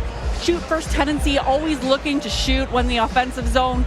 Elite Russian in that sense, is in and around the puck in the O zone and gets to the net. As a passer, has a high completion rate, but tends to keep things simple, which might not translate as much in the NHL. Arizona takes 2 Russians with these first 2 picks at 6 and 12. Yeah. High-level skill is in a long tie. In a long tie. Well, you know, better than short, like mine. Yeah, I agree. I think a long tie is better than a short tie. But you know, high-level skill for a big guy. Yes. Right. Rangy, He's not the most physical guy, but clearly there's room to grow inside that frame. And if you got a guy that's big like that can dangle guys, to me, those guys are hard to find. And if the comparable is Alex Tuck, he's a guy that when he's on, he's on. And look at the hands right there. I mean, able to get around that defender. You get a guy like that in a dangerous area, and they're gonna do some damage. Yeah, 6'5". And I think when you look at the progression of somebody like Alex Tuck in Buffalo and also Tage Thompson in Buffalo, maybe that kind of enticed the Arizona Coyotes, right? Long development line, correct. right? Long 25. 100%. Yeah. Longer development arc, and say, hey, listen, once they grow into their body, they become not just familiar, but comfortable in their own size, and learn how to kind of assert themselves with that size, Meg. They're seeing the fruits of that in Buffalo right now, to their credit. How many people gave up on Tage Thompson? Oh yeah, right. Absolutely. Yes. There was injuries. Shock. True. Right? True, Boosh. A lot of people forgot about him in that Ryan O'Reilly trade, and it just took a little bit of time. You just got to hang in there with some players. And I know he's not a centerman, but this is a big guy that's got the skill just like that. And if I'm the Arizona Coyotes, I'm going to Tage Thompson's dad and trying to get Daniel Boot into the big man development. Exactly. Yeah, 100%. Get him in the big man camp. Develop him in the big man camp. Because that's exactly what happened with Tage Thompson. And you could see a lot of that in Alex Tuck's game as well. But you need that commitment to work on improving that. More complex plays. No question. Getting your body in that training element to be able to compete at an NHL level. For sure. And that's a high bar. Yeah, it is. Boom. It definitely is. Boot's dad, Anton, was a 5th-round pick of the Devils in 1998. At 6'5", with skill. I'm sorry. What I see right there is nasty. I'm telling you. Size and reach. Like, to me, and he's playing the left wing on his offside. Yes. Obviously, he's got the skill to do it. I think players like this, they're hard to find, and if they hit, they're grand slams. I couldn't agree more. I could not agree more. Second time since 2005, 3 Russians in the top 15. As the Coyotes take 2 Russians of those 3. Denisenko, Svechnikov, and Kravtsov with a 3 taken in 2018 in the top 15. So 3 Russians taken in the first 12 picks, and the Buffalo Sabres are on the clock next. Tease the Sabres in the really city. Interesting part of their, obviously, maturation as a team looking to make the playoffs. They missed it for the 12th straight season. They're getting closer under Kevin Adams and Don Granato. They have a lot to choose from right here. I love Oliver Moore, who's still out there. We'd see a guy who absolutely fly. Here are their last 5 first-round selections. Power came in right away, as we mentioned. The other 4 we're still waiting to obviously make an impact. They haven't played yet. They haven't played yet, but the Buffalo. A lot of depth in this organization. A lot of depth, and I'm always partial to Buffalo, being a Toronto-born kid. They have such amazing fans there. You'd love to see them take the next step in the progression. They just missed the playoffs this year. And I think, I look at somebody like, is it a Richie? Is it Musty? I look at is it Colby Barlow and Owen Sound? I look at somebody that's a little bit more of a power forward, maybe to add to their group. What do you got, Boosh? I agree with you. I think, when you said Musty, he's a Buffalo kid. Yes. That would be a great pick. He is a Sabres fan, too. A big body with some skill. I do think they need defensemen. I mean, when you look at their D, Dahlin, Power, Samuelson, and then after that, I think they could use some D there. They got Matt Savoy that they drafted last year, Isaac Rosine, Yuri Kulich. Yeah. So I mean, they could go defense here, but boy, the Musty one sounds awfully intriguing, seeing that he's a local kid. 91 points last year for Buffalo, their highest point total in 12 years. Emily, what's the latest on the floor? I'm right here by the Blackhawks table. I just saw Kyle Davidson on the phone. I know they're one of the teams that wanted to move up in the first round. They have a boatload of picks, 11. It's been really difficult for them to do it. It's been difficult for anyone to move up in the first round. The only 2 teams I've heard about shopping their first round picks are the Toronto Maple Leafs and St. Louis Blues. Both of them have late first round picks, but they're looking for roster players. So we'll see if something materializes here, but so far, no trades to report. Okay, so the Buffalo Sabres, with theirs Kevin Adams, the Miami University product in Oxford, Ohio, Stanley Cup champion. Done a terrific job there. Absolutely. Yep, done a great job. Shout out to our boy Rico Blasi, who was there in Miami with him, Miami of Ohio. Absolutely. Rico up at St. Thomas now, building that new D1 program in St. Paul. So who will the Buffalo Sabres take at 13th overall as they continue their march to try to end that missing the playoff drought. The Buffalo Sabres are proud to select from Winnipeg and the Western Hockey League, Zach Benson. A lot of people like this guy, just smart, right? Yeah. High hockey IQ. Again, not a big dude, 5'9", 170. What does he project to, Megan Chaika? Well, shout out to Dom Gallimini and Sam Ventura, their analytics group. Clearly have the data on this young gentleman. Travis Konechny is the nearest NHL comparable. High tenacity player with offensive instincts who is always around the puck and goes to high traffic areas and plays bigger than his size. Yeah. You know, he's a high-end motor, and my favorite trait of this player is that he was the engine for Winnipeg all season that also has high-end talent. Correct. Really pushed them forward. Really pushed them forward. 98 points this year. It was a big year for him. And this is one of those players that, yes, plays bigger than his size, very competitive, offensive, gifted offensive player. And everybody I talked to in the WHL kept telling me, Weeksy, I hope this guy does not fall, because he's such a skilled player, he's such a consistent player, and he's a player that you love to have on your team for all the right reasons. Slick player, makes plays down low. Megan, you said it, not afraid to go to high traffic areas. At 5'9", you know, guys can shy, you know, from wanting to play in those areas. He does not. He likes to draw players to him, a slick passer. Some of those passes that he made down low on the goal line remind me of Patrick Kane. Now, I'm not saying he's Patrick No, Kane, I know exactly what you mean. I'm saying when you watch some of the video, you're like, wow, you know, the poise to hang on to it, draw a couple people in, and then boom, you slide it to your teammate. This, by all accounts, look, they're not big. Aside from Tuck and Tage Thompson, not a lot of their prospects are huge, right, for the Sabres? Well, they're going skill, right? They're saying, let's get the best team we can, high-end talent, and he actually led the WHL in shorthand points this season. We'll see if that theory works. Well, there was word that the Pittsburgh Penguins had their eye on Zach Benson. Well, they're not going to be able to take him now. They're on the clock. The first selection of Kyle Dubas as the man in charge in Pittsburgh is next.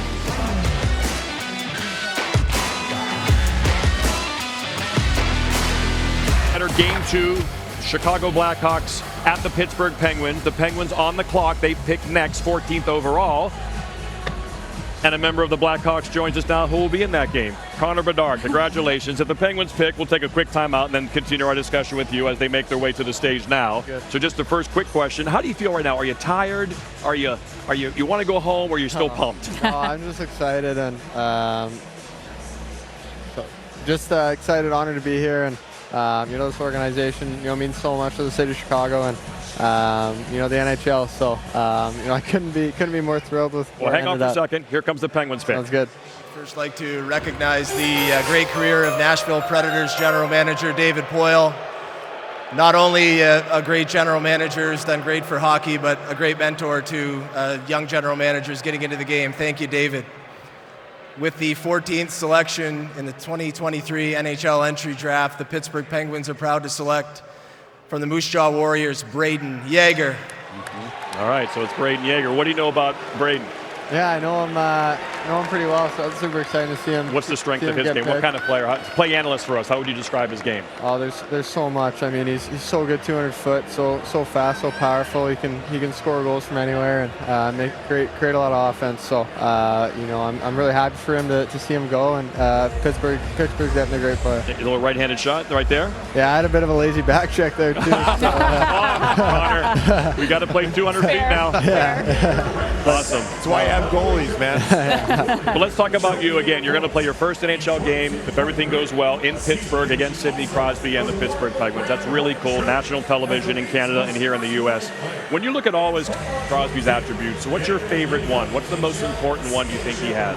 Ah, man, there's so many. I think I got to go with his hockey IQ. The way he thinks the game, the way he can, you know, create plays, obviously, but also in his own end, and you know, on face-offs and everything, he can manipulate the game in so many ways. And you know, obviously he's my idol growing up, and you know, it's so fun watching him every year. He hasn't slowed down at all, so he's incredible. Did you take a mini stick in the nose or something, or run into a door? What happened there? Yeah, Saturday night I was on the ice, took a high stick. No more game. Yeah, huh? bad timing. All right.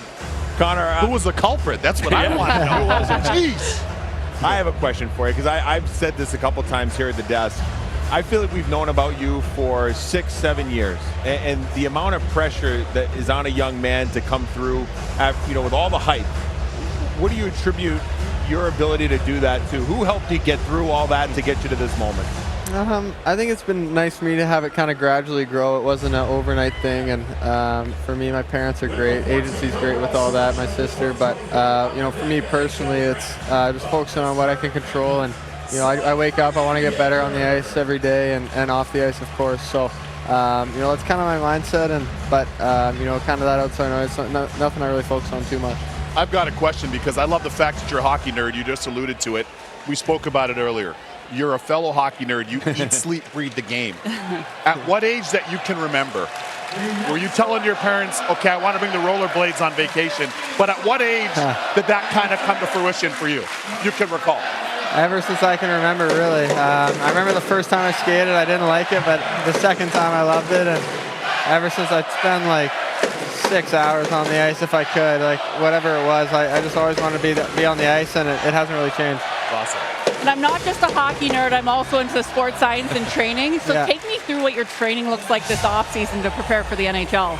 Yeah, I mean, that's so important, the off-ice standpoint, nutrition, and of course being in the gym. And, I've been working out since early April, I guess, since we got knocked out. And for me, that's so huge. We obviously try to get faster and stronger, more powerful, everything in the gym because the NHL's, a pretty good league. So those are big. Above average. What's the flex? What's the flex that you're going with now on the stick?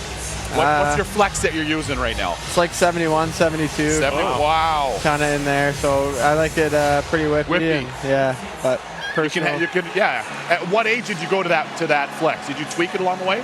It's always been pretty the same. And, I don't know. I tried going up, but it wasn't really for me. And I like kind of where I'm at with that right now. Well, the Nashville Predators are on the clock now, and as you can hear now, this is a big rivalry. Like when you come in here to play road games, you'll hear a lot of your own fans here and them as well. It's a pretty cool atmosphere, isn't it? Yeah, it's awesome. I think they've been booing every other team except the Preds. So that's I actually got to watch a playoff game here when I was about 12 years old. Cool. So it was crazy how passionate they are. So Well, man, it's awesome. we can't thank you for all you've done. You're a Thank great you. ambassador to the game, and you haven't played a game yet. So really, great job. Appreciate your energy and your love of the game. Thank you. You make it a better league that you're Thanks. here now. Appreciate Thank it. you. So again, Nashville, the hometown team at this year's draft, is on the clock. Connor, by the way, will head to Chicago this Friday. So maybe you'll see Connor walking around the city. Say hi. Thank you. All right, so again, the Nashville Predators have a new man in charge. Barry Trotz as the new guy taking over for David Poile, who has been honored tonight multiple times. And you can see they have a new coach in Andrew Brunette. He's going to get another shot. Took over for Joel Quenneville in Florida last year. Guided them to a President's Trophy. Was let go by the Panthers. They decided to go with Paul Maurice. Bruno went to New Jersey to be an assistant with Lindy Ruff. Nashville plucks him. And it's interesting about Barry Trotz, right? We consider him a defensive coach. Not now. He wants talent. I'll go get third and fourth liners. Get me skill. Get me a lot of skill. Get me a ton of creativity, speed. That's a big part of the mandate under Barry Trotz in the transition from David Poile and with my man Andrew Brunette as the head coach. They want to be fun to play, fun to watch, and play a very up-tempo style. They got cap space, $15 million. Yeah. To build that bottom six if they want to do it that way. Missed the playoffs for the first time in 9 years. In Nashville, they were a team that was so deep on the back end for so long. True. Not as deep as they once were. I wonder if they go defense, or maybe they go for the ex-Predator kid and Yannick Perreault. Yes, Gabe Perreault. Good player. I'd like to see David Poile say, before we make my pick, I'd like to honor myself for my contribution to the NHL. All right, the Preds, will it be Perreault in some sick skill?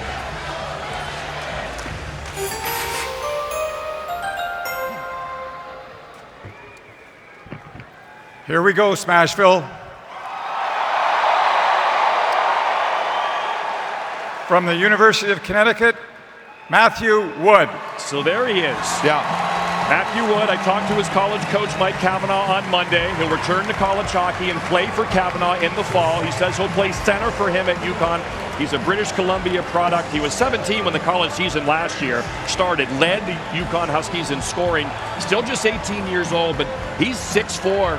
He's big. Yeah. He's got a good lower frame. And I asked, what's his best attribute, Coach Cavanaugh? He says his brain. He thinks the game, and he's a smart player. Well, because his skating is not a strength of his, I think you have to think the game in order to have success. But make no mistake, this guy's got high-end skill. And the numbers that he's put up, like you mentioned at UConn, impressive, almost a point per game. At the U18s, 13 points in 7 games. Wow. This is a really talented player. Again, I feel like skating, that's something that you can work on. Maybe the first step's not there. He's a big boy. Maybe it takes a little bit longer. But no mistake, make no mistake about it, this guy can fill the net. And more U18 advanced stats.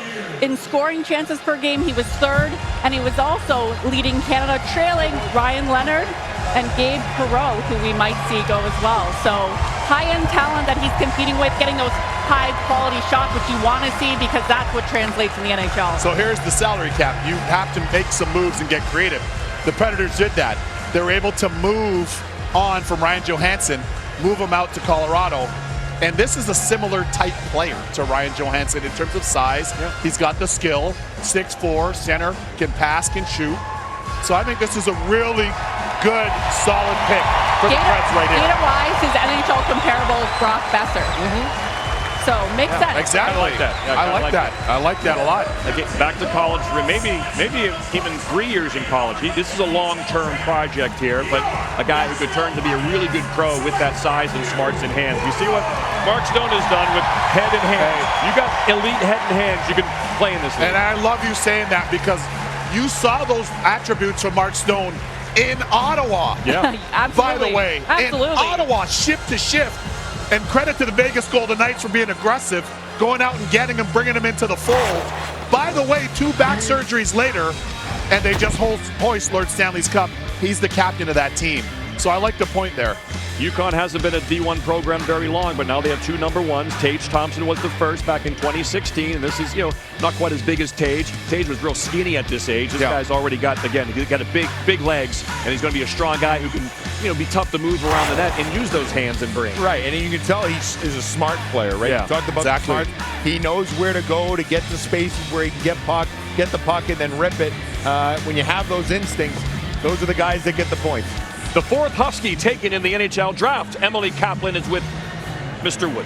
Matthew, you were the youngest player in college hockey last season. What was that like for you? Yeah, I mean, I was able to, go to University of Connecticut, and they welcomed me really well, and it's a great culture there, and I love playing there. I love playing for the coaches there, and I love the guys there, and I'm really happy that I'm able to play there.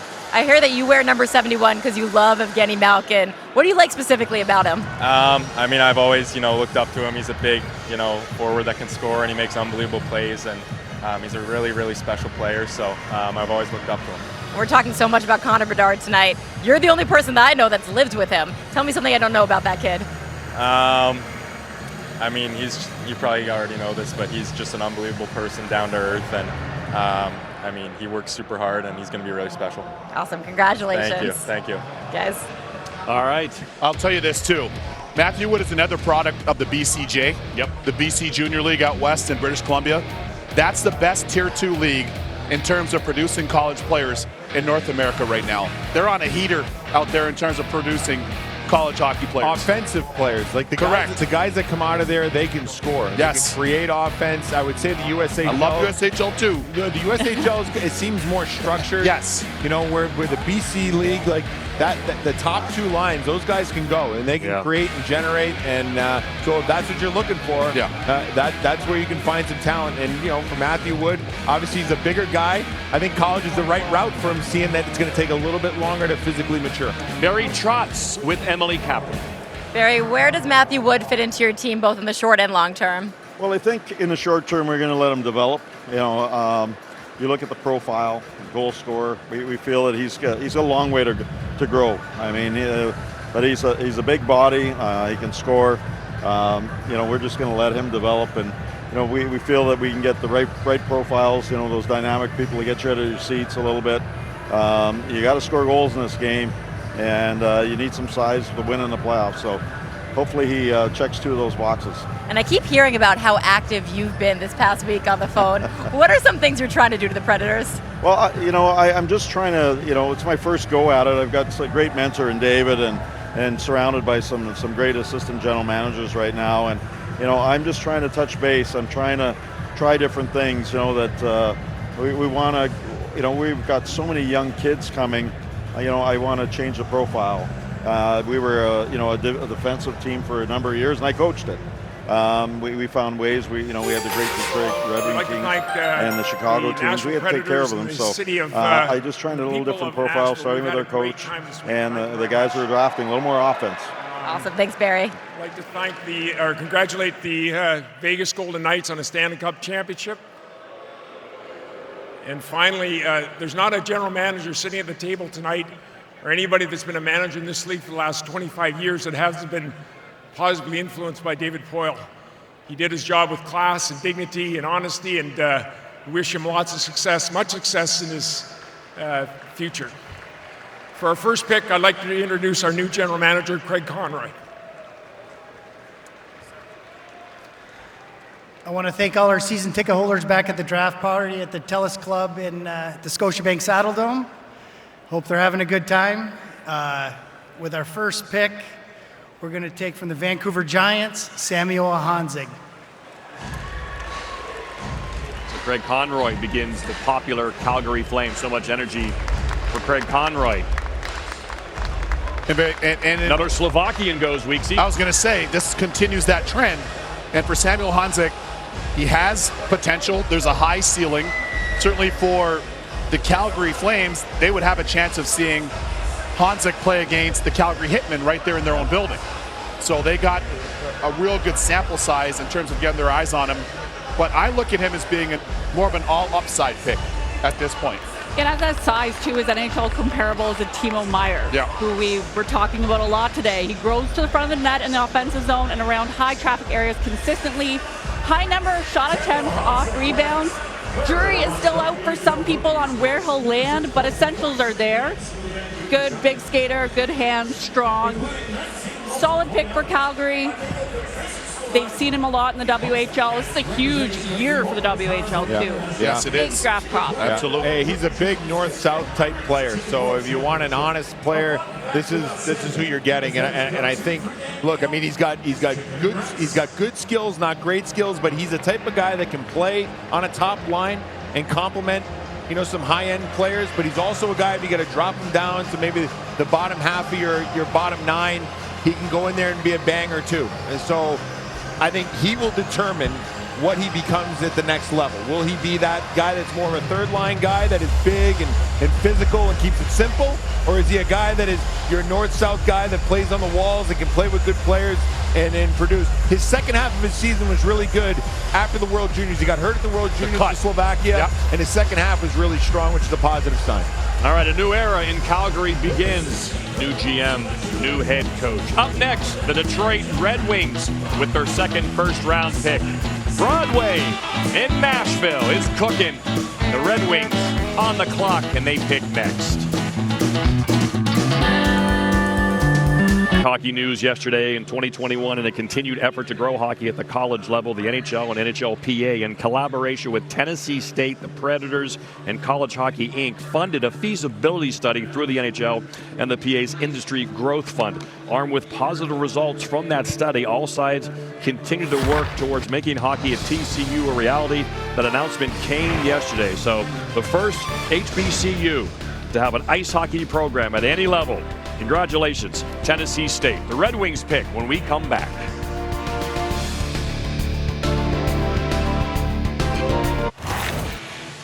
Welcome back to the draft. The Red Wings on the clock. This pick part of the Philip Hronek deal. No trades yet.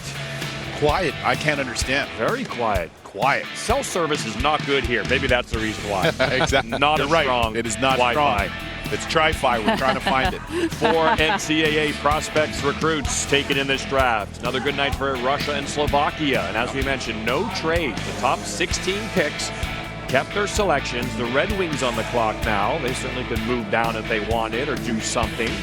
Jim Nill got the Jim Gregory Award for GM of the Year. So the clock was, the draft clock was kind of paused for a bit. So here are the Red Wings. Steve Yzerman, of course, with another first-round pick as they continue to slowly build assets. They haven't quite got that home run franchise guy like a Connor Bedard when they picked high. That's the Hronek trade. He went to Vancouver along with a 4th. They get the 17th overall pick and also a 2nd round pick. They have 3 seconds, so they'll pick 5 of the top 43 players in this deep draft. See, the pick originally belonged to the Islanders, traded to the Canucks in the Horvat deal, and now it's the Red Wings selection. Best available, Megan. What do you think if you were in Steve Yzerman's shoes as they make their way to the stage? Well, I have Perreault, but you're looking at Yzerman. He loves to draft out of these European pro teams. I'm thinking he goes with Pelika. Defense, NHL comparable to Chris Letang. Strong pick for him, and he's still available at this point. So I would guess he's leaning that way, but you can't go wrong with Perreault either. Again, they missed the playoffs for the 7th straight season. 80 points last year. It was their highest point total in 7 years, so they're trending up. But there's a lot of teams coming. Ottawa, Buffalo, New Jersey certainly on the rise already. They made the playoffs last year, so these picks are all so important. Here come the Red Wings. Pick number 2 in the first round for them. Here comes Steve Yzerman to the microphone one more time. Before making our selection, I'd like to thank all the Red Wing fans back in Detroit at Little Caesars Arena who are watching the draft live. We really appreciate your support. With the 17th pick, the Red Wings select from Skellefteå, Sweden, of the SHL, Axel Sandin Pelika. Here we go. Almost too easy. Oh, you nailed it. Give us some of this guy's, some more attributes on him. Well, at that U18 tournament in 2023, he was a top defenseman, and he also not only shot attempts, but possession time per game. He was 2nd with 245. That puck possession, Pelika influencing the pace of play with decision-making and puck control. Poise beyond his years. He holds onto the puck and makes those plays. You can see why Detroit would like that style of player. A little bit of a no-brainer in terms of Yzerman always reaching for Europe. But he didn't have to reach for this one. He fell to him. There were some people that feel this is the best defenseman in the draft. Absolutely. Now, maybe he's not. Skill-wise. Yeah, right. And maybe he doesn't have the size of maybe a Reinbacher or Simashev, but from a skill standpoint, this guy's got it. And he can skate himself out of trouble. Great feet. He passes it well. I think this fits the mold of what the Detroit Red Wings are trying to become, which is a skill-based team that has talent not only up front but on the back end as well. And they had quite the success in a Swedish defenseman in Nick Lidstrom in years past. Did they not? This their pedigree. Yeah. Exactly. This fits their pedigree in Detroit. They've had so much success and familiarity with Swedish-born players in their modern history. And in saying all of that, you have Simon Edvinsson back there already. You also have Mo Seider already. And now you get a guy that's kind of a comp to a Chris Letang-esque type player and a defenseman that can generate offense. And when the puck's on his tape, he's as skilled as most high-end skilled forwards. Yep. That is absolutely dynamite for the Wings fans back in Motown and for the pure Michiganders that are tuned in drinking a Verner's right now during this draft. I like this selection. This is a bit of a slow build for Detroit, but they're going to come out on waves when they're ready. Yes. You know, Yzerman's playing the long game here, and they're going to hit a lot of teams very hard with this high-end talent. And there's my man Chris Draper to the left of him. Had such a successful career with Detroit. He's an outstanding executive. He's in rinks all the time. And I'll say this about Steve Yzerman as well. He's not the warmest in terms of his personality per se, but he too is in rinks all the time. He's one of the hardest working execs, Steve Yzerman. I got to give him a lot of credit for that. You know what really the respect that I have for Steve Yzerman and his staff is that they are so real in what their assessment of their group is. If you ask them, like they don't try and paint a picture that isn't there. They're honest. They know that they still are a ways away. They're not ready to strike. They want it, like, as you mentioned, that slow build. That's what they want to get to. I really respect that because a lot of teams at trade deadline would have gotten excited and really said, hey, maybe we can make a push here and get in. Steve Yzerman knows there's still a couple years away. Keep building, stay the course, and in the end, this team could be a good one once again for a long, long time. Emily Kaplan with the newest Red Wing. Axel, the Detroit Red Wings have such a rich history with Swedish players. What does it mean to you to wear this jersey? I mean, it's an unbelievable feeling. I mean, I've had great talks with Detroit before, and I had a great feeling when when they were coming up to pick, and I'm very happy that they picked me, so I'm very happy. What went on in those talks when you talked to Steve Yzerman and his staff? What stood out? Nothing special, really. Like, the meetings are pretty usual to the other teams, but, the Swedish scouts talk to me a lot, and, they like me, and, I have a great feeling about the organization. I'm excited to join them. Yeah, when do you think you can play in the NHL? We'll see. It's hard to tell, but next year I'm going to play SHL, so we'll see what happens after that. Awesome. Tech Samikit. Yeah. Thank you. Tech. One of 2 defensemen in this class under 6 feet and 180 pounds or lighter. So those are the 2 Red Wing picks on this evening. They'll also be active in the second round. Up next, the Winnipeg Jets. You might, if you go on Craigslist and see a Winnipeg Jet for sale, don't be surprised, because we see they're there to be aggressive. They're a big player. They're looking to restock, and they're kind of like St. Louis. They don't want to stink. They don't want to tear it down. They want to reward their fan base for the loyalty they show and the ticket prices they pay for, and have a good team. What can they do? Well, I don't know. I talked to some members of their staff that I know quite well on the way in here, and I asked specifically, what's the latest on Connor Hellebuck? And one member of the staff's like, I don't comment on individual players. Well, I got news for you. Spicy weeksy. Connor Hellebuck was very real in his season-ending press conference and saying he doesn't want to be a part of a rebuild. Right. And that's a Michigan native. So I know there are a lot of teams that are eyeing Connor Hellebuck. To me, what'll be very interesting is what they end up doing with Connor Hellebuck. They made the big trade, of course, with Pierre-Luc Dubois. I think they got a great return, and Gabe Velarde and Iafallo and some of the pieces in that deal. So I'm curious to see what they do with the selection. But all things are for their franchise goalie, a.k.a. franchise quarterback. Where does this go? That's what I want to see, Booth. Yeah, that's a tough loss in Hellebuck. There's no doubt about that. In Winnipeg, let's be honest. I mean, it's a tough place to attract players. So you have to draft well. You have to develop them while you have them under your control. To trade with the LA Kings, those are young guys that are under their control. So when you draft a player right now, you hope you draft a good one. You hope you got him for 7 years at least. And if he leaves after that, he leaves after that. But hopefully you can get the talent and skill that'll help you win in that time frame when they're young. They've made the playoffs in 5 of the last 6 seasons. Of course, they lost to the eventual Stanley Cup champions in 5 games, the Vegas Golden Knights. The pick is in for the Winnipeg Jets at 18th overall in the 2023 draft.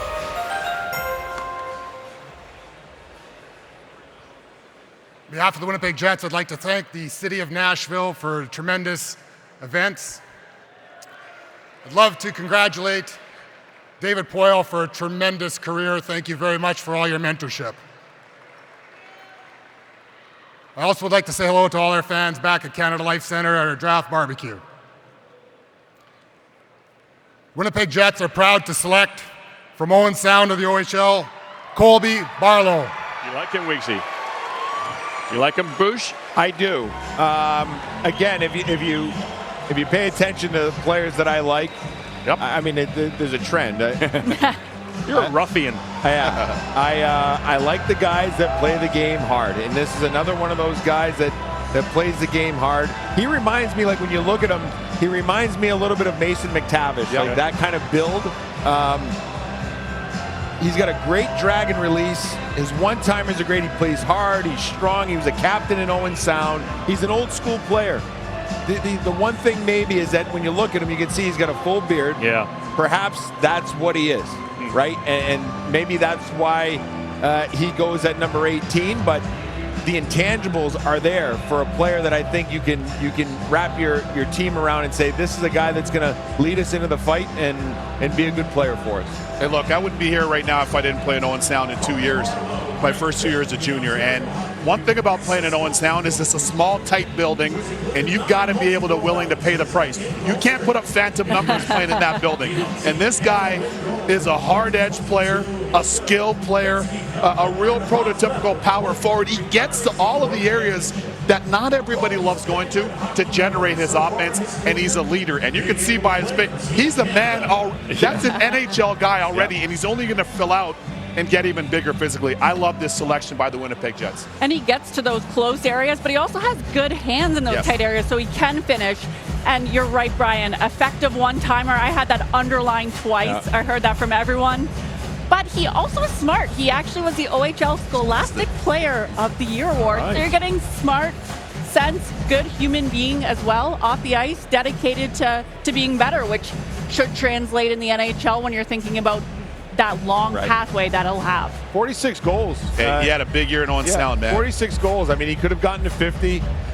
Fifth in the league with those 46. I mean, you know, to me, he's an NHL type of player. His game translates to the NHL game. And again, another one of those players that when you get to the postseason, I think his game becomes even more valuable. The youngest captain in Owen Sound attack history. Yeah. First player selected from the OHL, the Ontario Hockey League this year. Been a great night for the WHL. But the first from the O and still none from the Q yet, right? We're still waiting for our first pick. Correct. When we come back, Chicago, who began the night with Connor Bedard, select again. Their second pick, number 19 overall. They got 4 in the second round. They got 2 in the third. They are building the cupboards in Chicago. The draft continues with the Blackhawks next.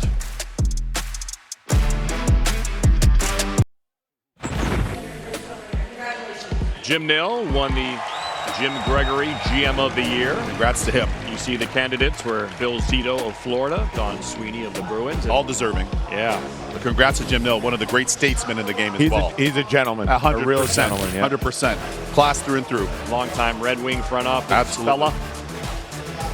Opening night is Tuesday, October 10th. We have a triple header for you, which will be a lot of fun. We'll begin in where? Tampa, you got it. As the Predators, these Predators, host of the draft, will play the Tampa Bay Lightning. Then it's Connor Bedard's first NHL game in Pittsburgh, and then Vegas raises the cup banner against Seattle. So here's how the Blackhawks got this 19th overall selection. The big trade last year when, once again, Tampa Bay pulled an exciting trade. They give us so much entertainment on the trade front. They get Brendan Hagel. It's turned out to be an excellent acquisition by them.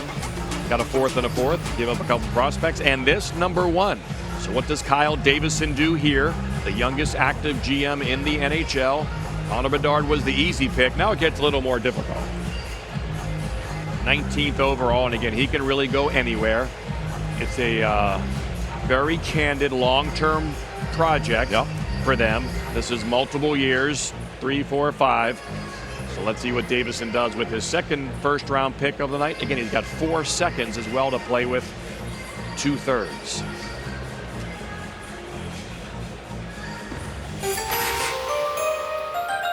With the 19th pick in the NHL Draft, the Chicago Blackhawks are very proud to select Oliver Moore from the U.S. National Development Program.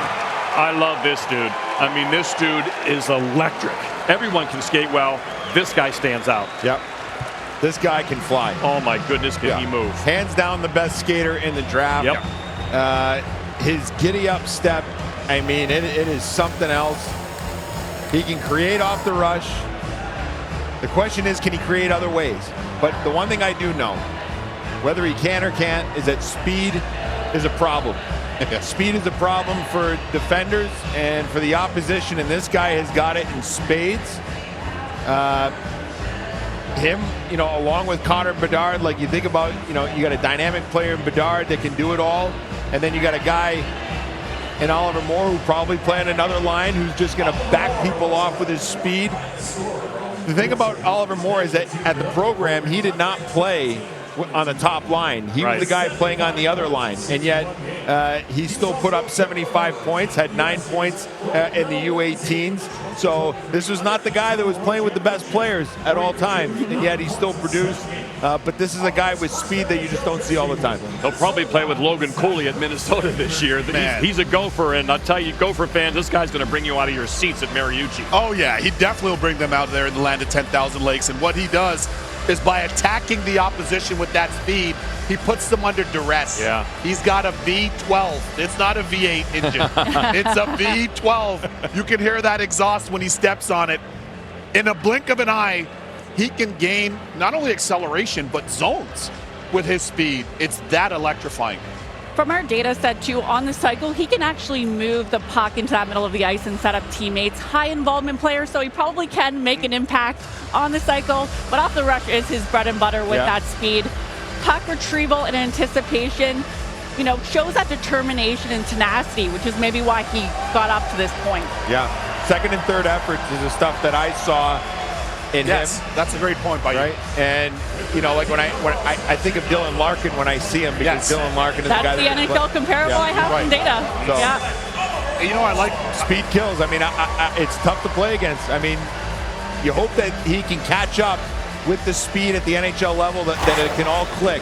If it can, you've got yourself a dangerous prospect. I love you saying the second and third effort, because quite often with the speed merchants, they figure that the speed is enough to get them there, to win a battle, to be first to position, to generate an opportunity. So when you add that speed with the second and third effort, there it is, and being that competitive, there it is there. It's separator. 100%. And that's why I was saying on this desk all year long, give Dylan Larkin his cream in Detroit. He got it. And you remember Bucci. Yes, I do. And I'm glad he finally got it, because he has that ability. We saw his mom, Shauna. She's run 10 marathons, including one Boston. So she's got a lot of stamina. And Emily, Oliver's got speed. Oliver, we keep talking about your speed. Someone at the U.S. program said you're in the same speed category as Connor McDavid. What do you make of that comparison? Yeah, I mean, that's a stretch for sure. I think he's obviously a great player, but I think, I like to use my speed out there to my advantage, and anytime I can, it's awesome. So. Bucci mentioned that your mom, Shauna, ran marathons. I hear you run a sub-5 mile when you were in a middle schooler. How did that shape you as a hockey player? Yeah, in middle school. I was in middle school. I remember that. So, I mean, I think it just helped me be athletic, and obviously, like I said, I like to use my speed, and I'm an athletic player. So, that's probably where it helped me. But. Yeah, and you're coming to the Chicago Blackhawks, ushering in a new era with Connor Bedard. Yeah. Like, what's going through your mind even as I say that? So excited. Like, watching him all year, it's unbelievable what he's been able to do. And to have the Blackhawks organization draft me and have the trust in me, I mean, it's an unbelievable feeling right now. I can't even describe it. Awesome. Well, congratulations. Welcome to Chicago. Thank you so much. Yeah, he ran track in middle school at St. John the Baptist in New Brighton, Minnesota. 4-minute, 55-second mile in middle school. Well, listen, if you're going to run marathons, you're not going to be able to run with speed. You pace yourself in marathons. Yes. I suggest he doesn't ever run a marathon. Stick with the 800. Stick with the 400. Stick with the 100. Yeah. Keep the speed aspect, buddy. Well said. Well said. But you know what? Legs feed the wolves, right? And I mentioned earlier, I was talking to the Hughes family this afternoon, one of the first families of hockey, of course, with the parents of Luke, Jack, and of course Quinn in Vancouver. And their mom really had a huge hand in their development. Absolutely. Right? As from a skating standpoint, her having played college hockey, both her and the dad. And here's a look at my former teammate, the great Ron Francis. Yeah, they're not messing around in Seattle. They're not messing around in Seattle. But they're up next. They are up next, and it was an outstanding season for Seattle. I got to give them a lot of credit. I didn't see that coming. 40-point improvement from their inaugural season. Only the Devils had a larger improvement. Yeah, and it's nice to see a team like that take that jump so fast. And they took Shane Wright. He didn't have to play more than 8 games this season, allowing him to develop. So really interesting to see what they're stocking the cupboards with this season. Yeah, Ron Francis got that 3-year contract extension.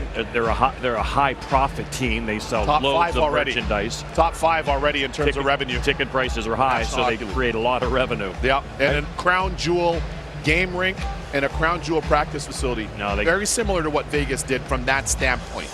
I feel like they need defense prospects. I mean, when you look at their draft picks, right, their prospects, it's all forwards. Yes. They're, Larson's 30 years old, Alexiak's 30, Justin Schultz is 32. Vince Dunn had a big year. But I think I agree with that. But is there anybody is that the next best player available? That's the question I have. Your question. Megan Now says you're no. back. Now you're back. Like no. Now you're back, Boosh. All right, so let's see what Ron Francis does with the 20th overall pick. Normally a year 3 team would be lower than 20, but they were good last year. Seattle Kraken is proud to select from Kometa Brno, Eduard Schale. There we go. Yep. It looks like Sale, like Chris Sale. Right. But it's Shala. And what do we know about him, Megan Chaika? His NHL comparable is Kasperi Kapanen. Okay. Puck management, doesn't force plays and limits giveaways. He creates space and excels using skating and tight turns to separate from opponents, average nearly a point per game. In Czechia at the 2022-2023 World Junior Championship, and he led the team in scoring as well. So they're getting some offense, great skater. It just seems like a Kraken, right? What's that? It just seems like a Kraken. They plug them in, and they're a deep team, and they just keep rolling them out. Well, look, I mean, I think they do need defense in their system. There's no doubt about that. But this is a case of best player available. Yeah. And he's got offensive ability. There's no question about that. top two lines, if he can get there and play there, he's going to be an effective player. I think the one question mark on him is sometimes his compete and whether or not he could, if he doesn't play in the top six, would he be able to play, you know, third line in that role? So it's is he a top six or bust? That's what you're asking. Exactly. Yeah. So, look, he's the best player available. Maybe the defense prospects that were there, they just didn't feel like there was a high enough ceiling. Take a shot on this guy who's got good size, 6'2". Yes. And if he turns out, you got yourself a skilled player in your top six. Yeah, and there's room to grow physically, not necessarily from a height standpoint, but more in terms of the stature of his body. Being a 175-pound guy, could he fill out at a 200, 195? And when you look at the Seattle Kraken's team right now, what's interesting for them is they don't have game breakers that are going to break a game open per se. I really love Matty Beniers. I love what Matty Beniers is and will be. But for their team, the way they're built, they do it collectively. Yeah. Right? So this is a guy that you might be able to integrate into your fold who doesn't necessarily have to be the guy in time, but there's enough there and there's some upside there. Because he's a good skater. Yes, like, he is. You know, he's a guy that you talk about being a game breaker. He can be that guy, I feel, with that ability. The question is, you know, will he grow into that role so that he can be a top six? That's the question. Some people just don't feel like if he doesn't get to that point, it's kind of like he's just going to have a tough time. It would have to be handed to him. Right. We'll see if he can do it, but there's no doubt that skating ability is there and the offensive instincts are there as well. He definitely has a shoot-first mentality, too, so you're right. If he's not getting pucks to him, there may be a challenge, and that's something with this Seattle building up their run where they maybe put high-end players with them. They're not quite there. They're still on the development side. Emily with Edward Shala. Edward, what were you thinking of when you put on that jersey? Yeah, it was unbelievable. A little bit long waiting and long day, whole day, but yeah, I'm very excited to be in Kraken, and yeah, I'm looking forward. You know, growing up, how much NHL were you able to watch, and have you watched any Seattle Kraken? Yeah, I don't know. Yeah, I have some teams. Yeah, but yeah, I like to be here, and yeah, we'll see what happens. Growing up, what players did you model your game after? Jonathan Huberdeau. Yeah. Why? I don't know. I think I have a little bit same style like him, and I watch him all the time. Awesome. Congratulations, Jacqui. Yeah. Thank you. 17 years old. He played in the top men's league. Exactly. Good at the World Juniors as well. 1 goal, 5 assists in 7 games.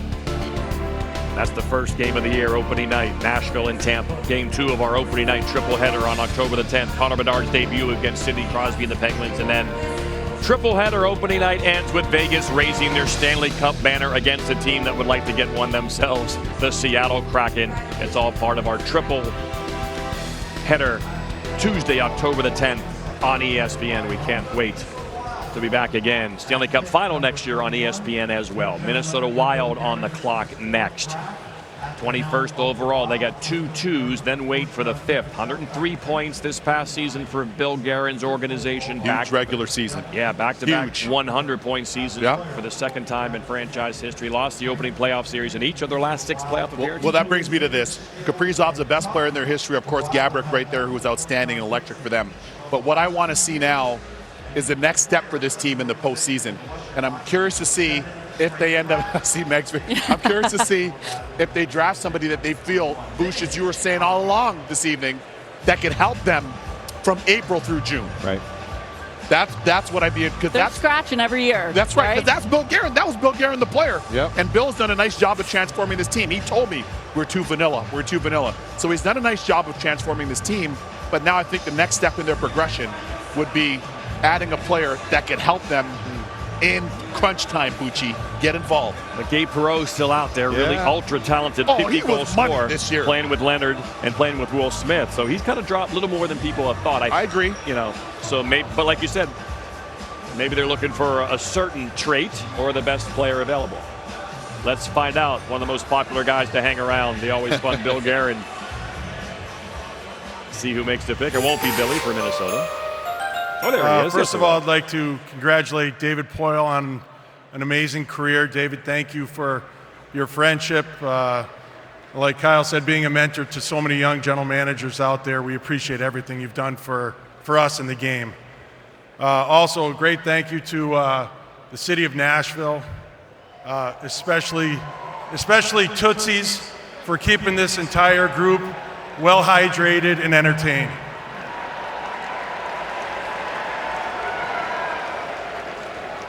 The Minnesota Wild proudly select from the University of Wisconsin, Charlie Stramel. All right, we had back-to-back nights at Tootsie, so we know what Billy's talking about. But so a Badger goes. What do you have on this Badger, Boosh? Yeah, this is a big guy. This is a guy that was rated inside the top 10 coming into this season, and he plummeted because the points weren't there at Wisconsin. Didn't score last year. And it was a tough freshman year for him. I got to see him firsthand at the World Juniors for the U.S., and he played a fourth-line role, penalty kill, and he played that role perfectly. He's got some real jam in him, and that size and that physical play, and he likes to get in on the forecheck. So for Billy Guerin, I think he can relate to this player. You know, understanding that, look, surround him with some players, give him some confidence. I'm not saying that this guy's going to score you 50 goals, but there's something there to his game that I think is translatable to the National Hockey League because he's willing to play hard and he's a big body, and we'll see how he develops. Look, his NHL role model is Matthew Tkachuk. Yeah. If he can play a little bit like that, that to me is what Billy Guerin is looking for. Heaviest guy at the Combine, 222, and born in St. Paul, Minnesota. That's right. Perfect. Exactly. And listen, if he can play 75% of Matthew or Brady Tkachuk, that'd be huge for the Minnesota Wild, because as we talked about, I love where their team is, but for them to take the next step, everybody, ladies and gentlemen, to me, it's just about having the type of players that can get to those hard areas in front of both nets and make those plays. There's a great shot of his mom there, presumably. Can you imagine what goes through the mom's heart? Oh, man. See your boy up there drafted. Amazing. Oh, my God. Amazing stuff. So that's kind of what I see here. Meg, you? Absolutely, that grit and jam you were talking about beforehand. You predicted this pick here. NHL comparable Anders Lee. Stramel actually said he's a lot like Alex Tuck in his mind. High success rate in tight areas and under pressure, and plays that aggressive physical game that we all know translates in the playoffs. Fourth USA-born guy to be taken. Will Smith was the first. There's his line mate, Ryan Leonard, both going to Boston College this fall. Oliver Moore heading to Minnesota. And Charlie Stramel heading back to Madison. Flyers are next.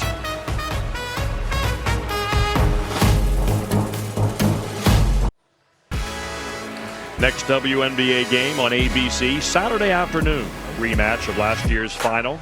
These teams have the best record in the league as well. The Sun, 3 Eastern, noon Pacific. The Aces, the Suns. Coverage tips off with WNBA Countdown.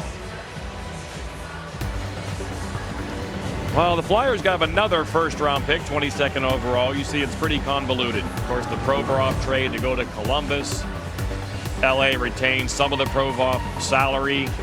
Connaughton and Hodgson go there, and the Flyers, you can see they got a second next year. This first now. Also some choices in 24, 25, a lot going on. But the only thing that matters is they're picking again. Yeah, they are picking again. And you think they might take Radek Bonk's son, maybe? I think so, Bonk too. or maybe Perreault. All right. Either way, they can't go wrong there. Yeah, I'm in on those. And different types of players, too, so you're making that decisions on what you think is critical at this point. Right. With the 22nd selection, the Flyers are proud to select from the London Knights of the OHL, Oliver Bonk.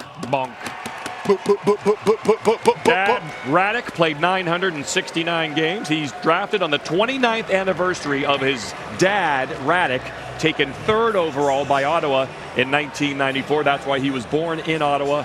A London Knight.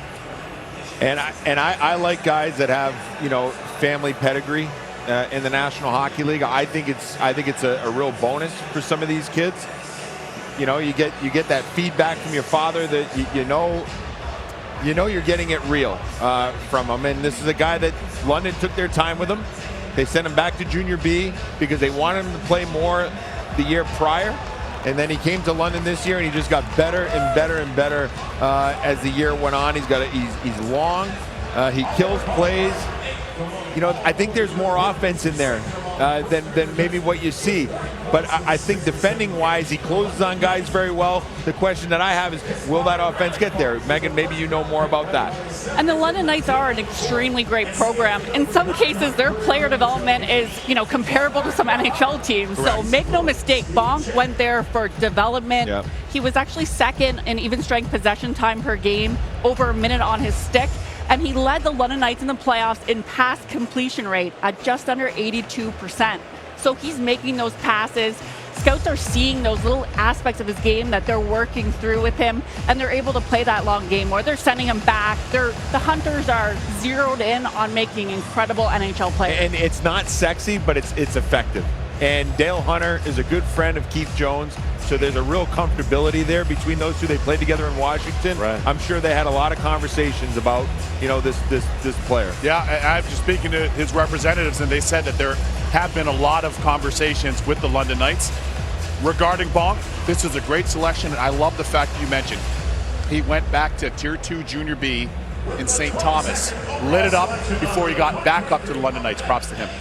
Well, it's been a great week for the New Jersey Devils and their GM, Tom Fitzgerald. Let's get a Devils update with Emily Kaplan. Tom, what a week. You re-signed Jesper Bratt, you re-signed Timo Meier, you trade for Tyler Toffoli. Should we be viewing the Devils as Stanley Cup contenders right now? Well, you know what? Last year was a glimpse of really what we think we can be. We had a fantastic year led by our coach, Lindy Ruff, our entire staff, the growth and development of all our young players. I think we're there. And you know what? We've got great ownership that has allowed me to show them my vision and actually just exercise on it. Are you done this summer? Always trying to get better. And what's your plan and goal? We traded Mackenzie Blackwood, but you've got Vanacek, you've got Schmidt. Are you comfortable with those two guys? Great question. We're definitely comfortable with those two guys. We just want to figure out internally what's best for us, what's best for Akira Schmidt, what's best for Vitek. So, you know what? It's something that we discuss daily. So could you be active on July 1st after all? Always trying to better the team. All right, we'll have to wait and see. Thank you, Right. Tom. They got to make a move in net. They're too good up front now. I played with Tom Fitzgerald. I'm going to tell you this right now. If I am the New Jersey Devils, when you're looking and you're seeing Igor Shesterkin and you're seeing Sorokin in Long Island, and you have the opportunity to maybe strike for Hellebuck, you have to look at it if you're the Devils. If so, they're a legitimate Stanley Cup contender. Take it away, Bucci. Just 5 selections for the Rangers. Of course, new head coach Peter Laviolette. Chris Drury was hired May 5th of 2021. You see their cap space. There's been some trade whispers about Lafreniere. Still have an RFA signed in Keandre Miller. It's maybe a little tricky sign there after last year. Of course, they have got some UFAs as well with Kane. Don't think he'd be back. You never know. Vladimir Tarasenko. So the Rangers are in an interesting place. They're seeing the Devils kind of trend up quickly all of a sudden. All of a sudden, they close the gap. They bring in Peter Laviolette. Obviously, he's been around. He's won a cup. Been coached here. Cup finals. Coached here in Nashville. Yep. Brought them to a cup final, as well as the Flyers. 1-1 with Carolina. That's right. This is, I like your point. For the New York Rangers, I thought it was a bit of a disappointing postseason, being at a lot of their games in New York on off nights and seeing them play at the Garden. That I feel they took a step back this year from what they were in the season prior, but there's so many good pieces there. I'm curious to see what they're going to reach for here. Maybe a Callum Ritchie off the Ottawa Generals. I like his game. He's a really good player. They also have a youngster in their group, in Othman. That's a kind of hard edge forward as well, in Brennan Othman. So I'm curious to see what they do here, Meg. There's Gabriel Perreault also available. He's still out there too. Gavin Brindley's a little guy, but man, I love watching him at Michigan. Me too. I like playing him. with Adam. Me too. Big brain, vision, fast, smart, and a competitor. Yeah, he played with Adam Fantilli, and he'll play with him again if Fantilli goes back. I don't think he will, but Gavin Brindley's a name we'll hear soon. Yeah, exactly your point. So the Rangers pick is in, 23rd overall for them. Did not have a first-round pick last year. So here comes the Rangers pick in round 1. The New York Rangers are proud to select from the U.S. under-18 team, Gabriel Perreault. Well, he slipped a bit, and they're not going to deny the skill of this guy who scored 50 goals, as did his line mates, Leonard and Smith. Based on my best available, too, I'm going to that podium pretty quickly. Nice. His NHL comparables with Jake Gunsel, dynamic offense, dangerous in the O-zone with both passing and shooting, and he gets to the slot, too. So when you're looking at adding some of those players that can, have that dynamic offense, Perreault slipped, and I also think that some of those teams that picked a bit higher that passed on him were looking for defense. Right. Right? It wasn't hey, he's not good enough to be a top 12 player. Right. It just was a different pick. His skating's the issue, right? His skating is the issue. Much like his dad, Yannick Perreault, he slows the game down, but IQ is off the charts with this guy. He is probably the smartest player in the draft. Wow. And you think about NTDP single season point record. He shattered it by 15 points. Who did he beat? Austin Matthews. Hello. So thanks for coming. He was part of that. He's part of that dynamic line there at the program with Will Smith and Ryan Leonard. Correct. He makes guys miss though. This guy creates while not moving. Yes. It's so interesting to watch because it looks. I see his pregame meal. Chicken I'm sorry parm. for interrupting. With the chicken parm. Yes, wow. yes. You love him then, huh? My favorite. I'm getting You got to his get the rookie card. jersey. But Get his again, rookie card. but again, another player that comes from a father that played. Yeah. So Had an excellent career too. to me, I think you know what you're getting in a player. It's predictable.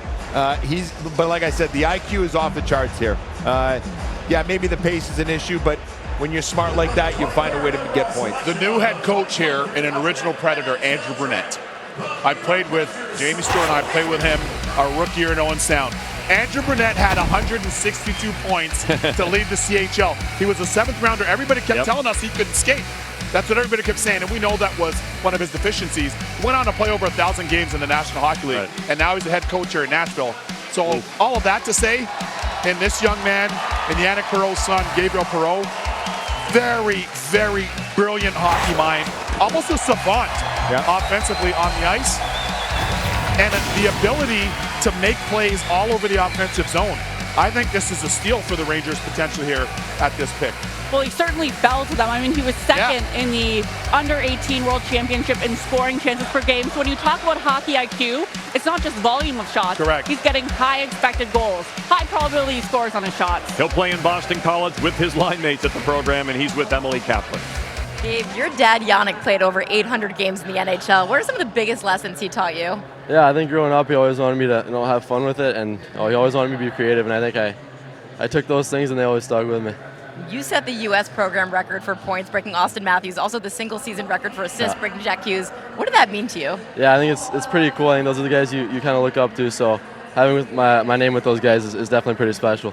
I kind of want to ask you about your fit tonight, because it was a monochromatic look, but it looked like you had some interesting lining in the suit jacket. Take me through it. Yeah, so I did my suit with Glorious Customs. They had a couple pictures in there with family, friends. I had my team in there, so yeah, I think that's kind of what was in it. Are you a guy that's into style? You're going to put your personality out there? Yeah, a little bit. I think I like the nice jackets and stuff like that, so I've always liked to have a good style. You'll find none of those in New York. You're going to have a hard time shopping. Thanks, Gabe. Congratulations. Yeah, thank you so much. So the line has now been taken. We told you all three would be in the first round. Waited a little bit longer than Gabe Perreault than thought he might. But again, these three, they played at the program, and they'll play together at Boston College in the fall, as you mentioned, for Greg Brown in a few months. So Smith, Perreault, and Leonard, teammates at the program, and they'll continue at college. But then after that, they're on 3 different squads. Hey, the program is well named. The program, they've done and they do an incredible job of not only developing players, but also coaches. And the coach of his U18 team there at the program, Dan Muse, is now an assistant coach with the New York Rangers. So that's right. Maybe in due time they will have a reunion of sorts. Good call. Hey, another pick for the Predators here, the hometown Predators. Some reports that we'll be in Vegas next year for the draft. We'll see if that comes true. Love that. Here's how they got this pick. That was the Ekholm trade going to Edmonton. The Oilers giving up this first-round pick. No cap room and no draft picks for the Oilers. It's going to be an interesting summer for them as they try to get their players that Stanley Cup. So it's the Preds again. Barry Trotz and David Poile. Kind of a combo effort this year. And the hometown team will get to see their team make another pick. Still no trades here at the 2023 draft. Well, and Barry Trotz's mandate to his scouts was, hey, let's take swings here, right? Yep. Coming into this. Exactly. Matthew Wood, I think was a swing. Yeah. My question is there a D-man that's a swing that's left on the board? Guliev, perhaps? Guliev's very talented. Very, very skilled D-man. I just wonder if there's another forward Doesn't that have has the size? that has that get out of your seat. Yeah, you know? yeah. I wonder if there's another forward out there that can do what Barry Trotz mentioned, you know, the electricity that they're looking for. Crystal's one of those guys that people think they're not sure, right? Right. Yeah, he's definitely a super polarizing pick in terms of risk reward. Right. Smaller guy.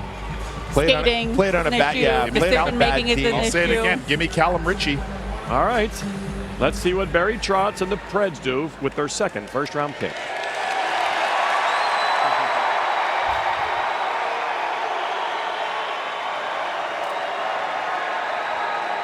Thank you, Smashville.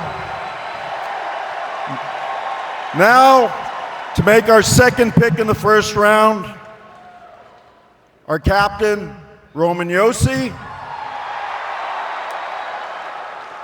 and legendary goaltender, Pekka Rinne. Out to you guys.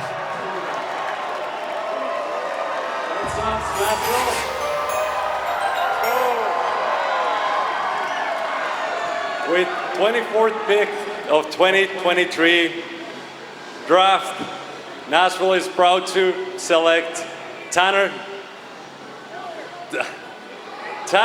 Molendyke from Saskatoon. Welcome to Nashville, Tanner. Yeah, he was hoping for Will Smith, but he didn't get him. All right, is this a swing, Megan Jacob? It's a bit of a swing. A lot of people actually have turned on him because he didn't put up crazy numbers, but he has poise in puck possession, high success rates in tight areas and under pressure. Brandon Montour is one of his NHL comparables. So, and if so, people watch Florida. Yes. And There's he a was bit of the a player. recency, absolutely. And he also makes plays allowing the team to transition to offense. So he's creating offense for what could be Nashville. Constantly looking to go. Yes. His point totals were down because he didn't get a lot of power play time. So that hurt his point production, but he moves the puck and he creates offense, has good feet. So yeah, maybe this is one of those swings, right? Well, he's smart and capable. Just Right. maybe you don't think the bar is as high as he might need to be to make the NHL and make an impact day over day. But he certainly has skills that can translate to the NHL. And I think when you look at the forward group that's left, I don't know that there's anybody of high-end skill that Barry Trotz is looking for. So maybe you look to the D side, and maybe this guy fits the mold when you're picking at 24.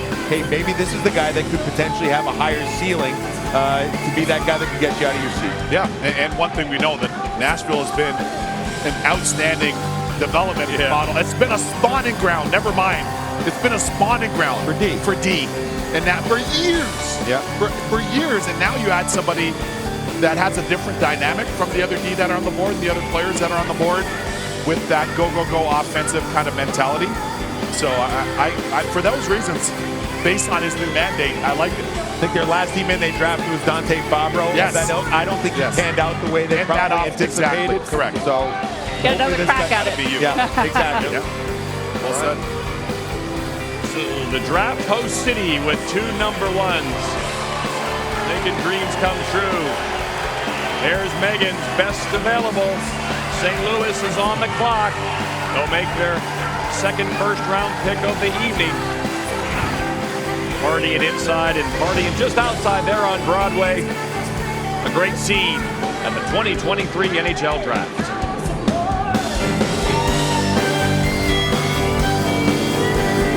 Still no trades at the 2023 NHL Draft. Emily Kaplan, have you found any crumbs on that floor with all those GMs down there? Okay, I'm not that hungry. I'm not eating crumbs. But I will give you guys a similar report that I gave a little while ago. But I'm right here by the Blackhawks table. Kyle Davidson is both working his cell phone and the landline on their table. I do believe the Blackhawks are still trying to trade up and get back into this first round. They already have 2 first-round picks, of course, Connor Bedard and Oliver Moore. But they have 11 picks total in this draft, including 9 in the top 100, 4 in the top 50. They want to surround Connor Bedard with as much talent as possible. They already got Taylor Hall to play on his wing, Nick Foligno as a leader and protector. I think they want to bring him in with a strong rookie class, so let's see if they can get back into this first round also. Mike Donahue is assistant GM, those to his left. Meanwhile, it's Army, the guy they called Army. Doug Armstrong once again making his way to the stage. They're set to pick 25th and 29th here late in the first. We thought they could be a possible trade team as they try to reimagine their defensive core. So Craig Berube, Doug Armstrong. Here comes the second Blues pick of the evening. St. Louis Blues are pleased to select Otto Stenberg, Frölunda, Sweden. So a Swede heads to St. Louis. Four-time medalist for Sweden on the international stage.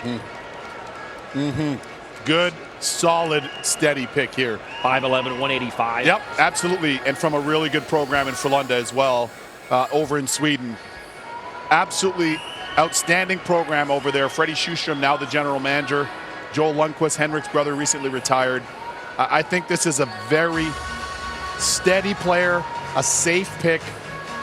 Really good job here. Go ahead, You're looking at skill there. The NHL comparable is Philippe Forsberg. Yeah. Perfect for this arena. Yeah. And he did lead Sweden in shot attempts off the rush per game at 4 in the U18s. Puck possession too, and poise with the puck. He does hold on to it and wants to make the right play. Yes. Controlled zone entries are also high, which you like to see. Attacks the offensive zone with speed and finds and creates the space to use his shot. So he will shoot as well. He'll carry it in. Yeah. Play driver for Sweden. High skill. Good, solid pick at this level of the draft. That's a good release right there. And really good numbers at the U18s, right? I mean, 16 points, 7 games.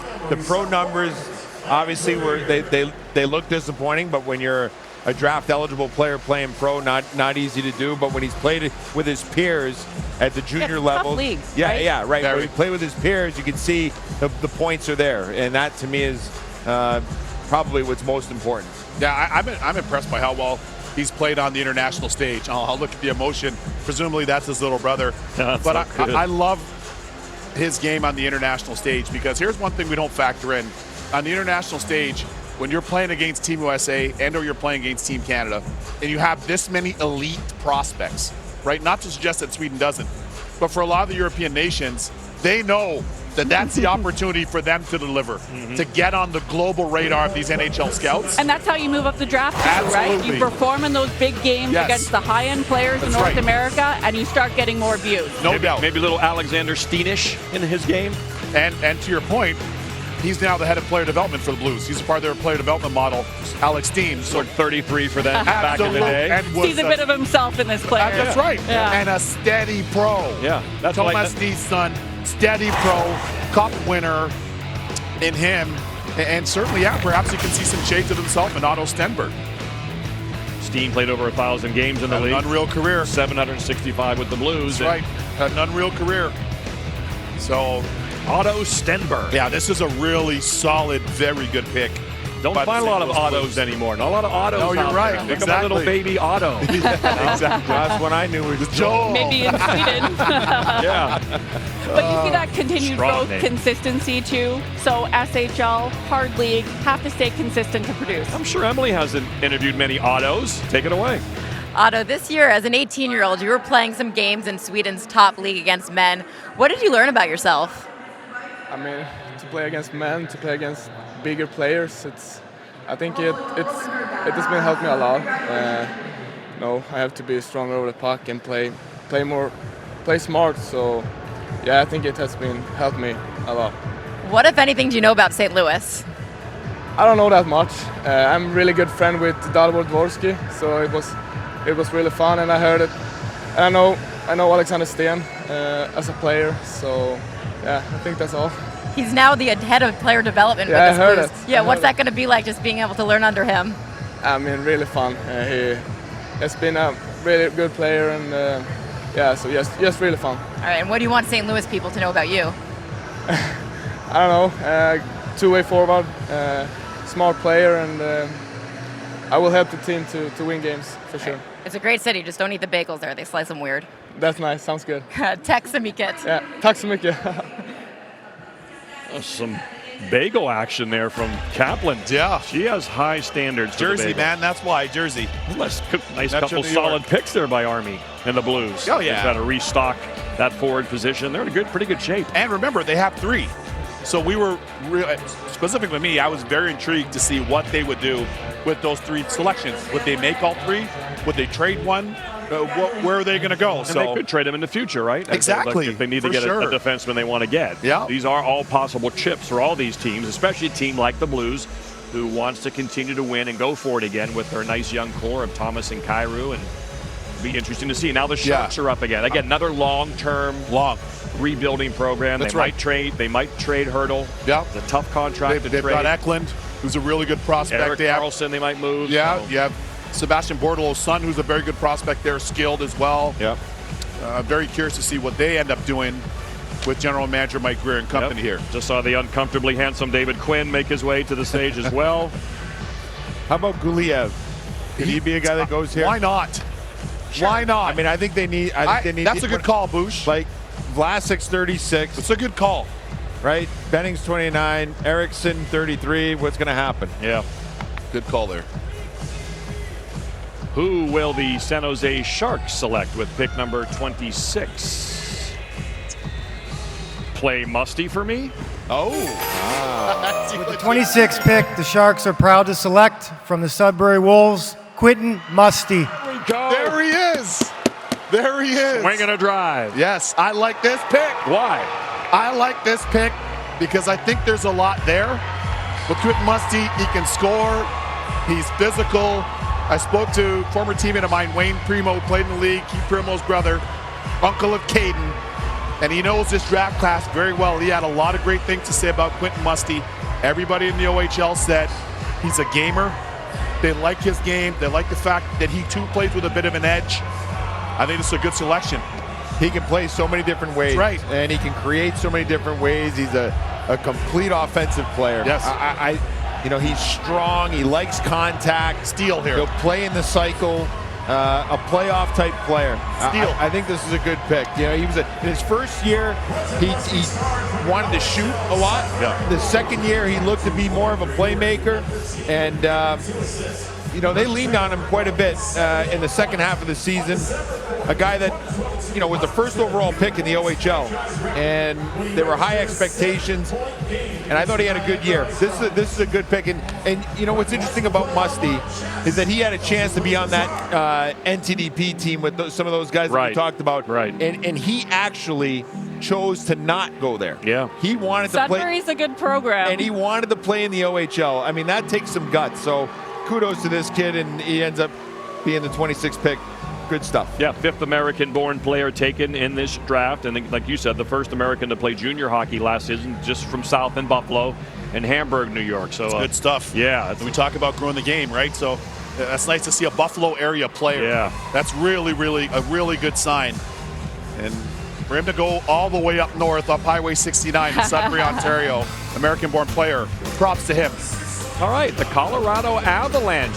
They picked 27 and 31. They've been a sneaky, fun, aggressive team in the offseason, rebuilding their team, trying to win another cup next year. Avs are next. We're in Nashville.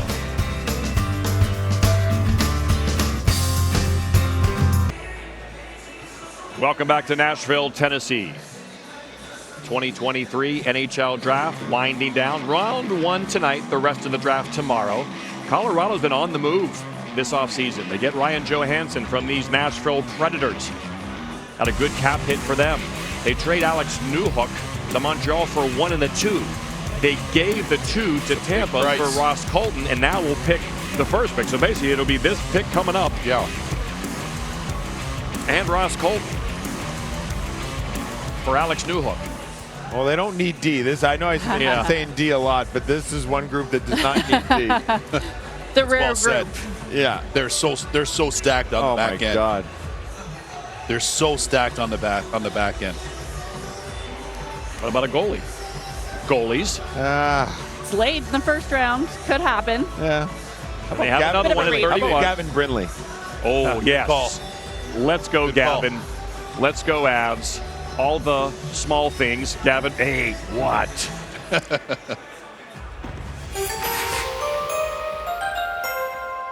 The Colorado Avalanche are proud to select from Oshawa, Callum Ritchie. There you go. There's your boy. I'm telling you. Go ahead, Boosh. Get in there, Boosh. Get at him. Well, he had a shoulder injury that I think slowed him down. Exactly. And his point totals weren't there, but he also, that Oshawa team was not a strong team. He's a very good skater. He's creative. He's smart. He's big. I don't think he got as physically as engaged as probably as I would have liked, but it's, you know, once you know why, and it's probably because of the shoulder injury, that tells you the answer. But I think this guy, there was a high expectations on him coming into the season. And yeah, maybe the point totals weren't there, but I think this guy's going to be a good player. I think this is a good pick, and the fact that he played through it, you know, not 100%, and performed at the U18s, to me, I think this is going to be a solid NHL player with his size. I'm going to read a text aloud. Won't say which former NHL player. Known him since he's a kid. Honestly believe he's a top 10 pick.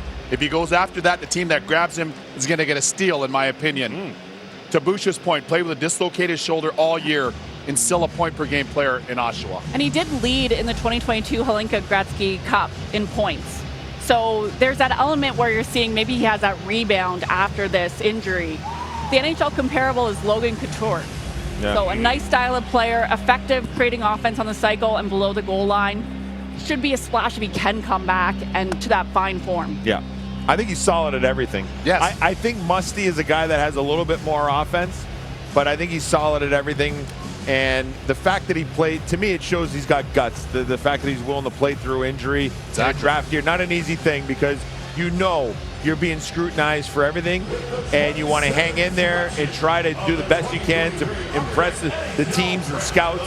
And the fact that he did that, full marks for the kid. Full marks. You're playing in Oshawa, 15 minutes east, up Highway 401 out of Toronto. You get a lot of scouts in Oshawa. Every home game, NHL scouts are always there. You can't hide. And I like the point, Boosh, the fact that he was willing to play through those injuries for his teammates, pain threshold to play through that in a league that's physical. That's very impressive to me, Nick. And you can't hide from analytics either. We see every single game. And he actually had a high number of steals, interceptions, meaning that anticipation and reading plays in a tough league like the OHL, he comes out really strong. In the year prior, he was teammates with Oscar Olesen, who was a 21 first-round pick, 28th overall for Colorado. So I'm sure the Colorado scouts got a chance to see him the year prior when he was healthy, a little younger, and then the comparables to the next season, and felt comfortable making this pick. Couldn't agree more. I give the Colorado scouts a lot of credit for what they've done. They've done an outstanding job with their group. They've gotten players from different regions. They've gotten different styles of players, which is a big point of why there's the Stanley Cup. They won that Stanley Cup a couple of years ago. I got to give them a lot of credit for that. Certainly looked like a team that could repeat, but then the unexpected pothole of Gabriel Landeskog missing the whole year, and what's his future for next year? Yeah, that'll be the question. He started his rehabilitation process. He's a little over a month in. They're captain to his rehabilitation process. It's a long, arduous road. It's daunting, but it's not impossible with the sports science and the medical science that's available today. Hopefully he can come back. Yeah, it'd be amazing if he can. Well, the always headline-grabbing Toronto Maple Leafs as they honor Borja Salming there in the video board behind us. Obviously, as the Avs just make their pick, and the Maple Leafs now with new front office reimagined. Kyle Dubas goes to Pittsburgh. He already made his first Penguin pick. And now Brad Treliving and Brendan Shanahan will try to get this Toronto team once again back to the playoffs, win that first round again, and then win the second round. And if we look at Brad Treliving's last drafts, he's only drafted 5 forwards in the first round. All right. Emily Kaplan. Callum, we're wearing light blue pants. It almost matches the sweater. Were you expecting this?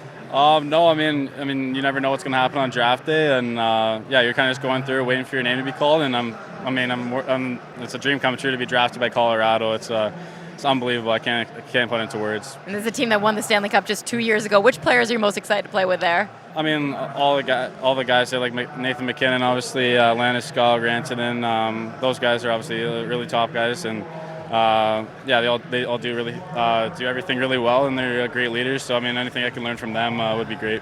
We talked about your shoulder injury you had to deal with this year. How did that affect you? I mean, yeah, it was tough going into the season with an injury, and kind of waiting until the season was over to get procedure done on it. But I'm glad I was able to play the season and finish strong there, I thought. So awesome! Congratulations! Thank you. Thank you. Really appreciate it. All right, so Toronto's up next. So many big decisions last year of Austin Matthews and William Nylander's contracts. Talk an extension. What's going to happen with them? This pick is probably for the future. Let's see which direction they go as they make their first pick of the 2023 draft. Jared Bednar and I, by the way, are both wearing the same tie. It happened last year during an NHL game in ESPN, and I was hoping this happened again tonight. Just wanted to thank the city of Nashville for some great hospitality. Thank Billy Garrett for the open bar bill at Tootsie's all week. And we'd like to congratulate and thank David Poyle. He's been a mentor to many of us, and congratulations on a great career. To make our selection, I'll call up our head scout, Wes Clark. Toronto selects from the London Knights, Easton Cowan. All right, another Knight. Get it, Boosh. This kid climbed in the second half of the year and in the playoffs, the heartbeat of the London Knights. And I got a couple of rumblings from people that they felt like this guy could slide into the first round. I mean, the ratings were really not there, but he had such a good second half of the year in playoffs. He played in the line with Denver Barkey and Ryan Winterton. He's small, smart, quick, plays PP, PK, but make no mistake, this guy has a motor, he's darty, and he's a hard worker. So kudos to this kid because, you know, maybe he wasn't on people's radar early on, but a strong second half in playoff, and he finds himself as a first-round pick for the Toronto Maple Leafs. Great points there, Boosh. Some of the people I've spoken to say that he has some shades of Mitch Marner. And Mitch Marner played in London. Now, he doesn't have the same offensive output as Mitch Marner, but the versatility, play him in all situations, the fact that as the year went along, he got better and better and showed that improvement. And oh, by the way, the Leafs president of hockey operations, Brendan Shanahan, played for the London Knights as well. So there's a lot of familiarity. It's 2 hours west of Toronto on the highway. And this guy's a player. What's impressed me is as the season went on, he got better and better. That's what really impressed me with him. In Ontario, we watch the London Knights on national TV, Exactly. so we get a lot of viewings of them. And he does play in those all situations. Elite penalty killer. His willingness to take the pucks to the net. My NHL comparable from data is TJ Oshie. Okay. So quite a skilled player. Like you said, well-rounded, puck recoveries, quick reactions allow him to get pucks back too. So if you're a scout watching an arena, that's something that jumps out at you. Yeah, to me, what stood out is that London, they kind of were laying in the weeds at the start of the year, and they kind of caught fire in the second half, and they ended up having a terrific playoff, and this guy was a huge reason as to why they were able to go deep in the OHL playoffs. He really worked his way into the first round. He's really competitive. Yeah, got a lot of respect for that. Absolutely. Absolutely. No OHL picks in the first 17, but now 5 of the last 11 from the Ontario Hockey League, part of the Canadian junior system up in Canada. Another emotional mom looking on. And the second from the London Knights. That's right. So going back to that well. Once again, St. Louis is on the clock for the third time as we look at some of the video from Easton. Good hockey name. Awesome hockey name. My buddy Dave Nemorowski named his son that as well. Young budding player growing up in Toronto. And I think specifically here for Easton Cowan, the fact that when you're a little bit of an undersized player, but you're willing to play in traffic and you're willing to earn your ice time. That's why I like that comp to your point of TJ Oshie. I like that comp. I mentioned Mitch Marner as well. But this is a really, really good pick. This shows me that the Toronto Maple Leaf scouts did their homework. And geographically, where they're located, it's a huge advantage for them. So this is a really good pick for them. Emily Kaplan. Brad, you're starting to put your stamp on this roster. Why is Easton a Maple Leaf, and when can we expect him on your team?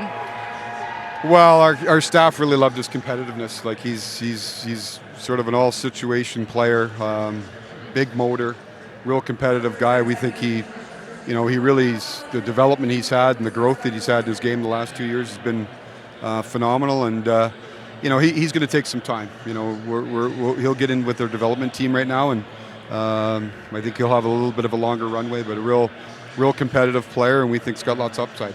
So you're speaking to an American audience here. We have to ask about our American-born Austin Matthews. Where do things stand with contract negotiations right now? Oh, we're working away at it. These things take time.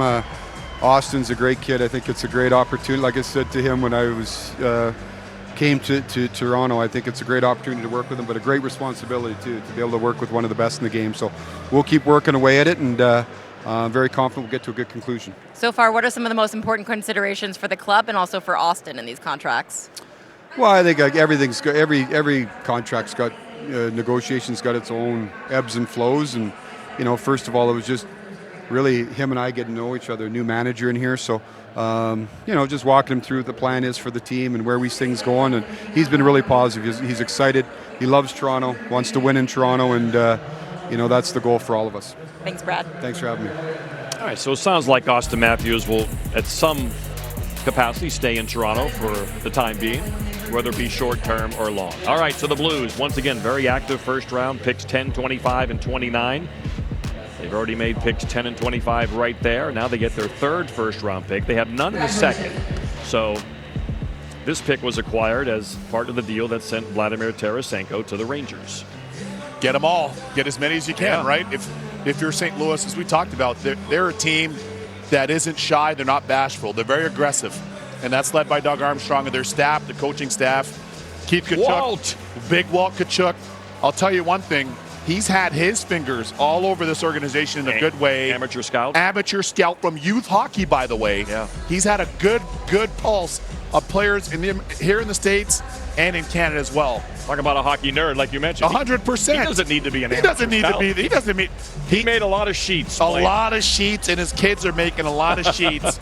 But a lot of balloons. But that shows you his love and commitment to the game. And he loves it. He's a rink rat. He's a rink rat. Love it. And his boys play like rink rats. Love them both. All right, pick number 3 in the first round for the St. Louis Blues. St. Louis Blues are pleased to select Theo Lidstein, Brynäs, Sweden. Another Swede, a defenseman. Played in the top professional league last year. Didn't do much. Only 1 goal, 1 assist. So this is obviously a late blooming, young kid, long-term development project.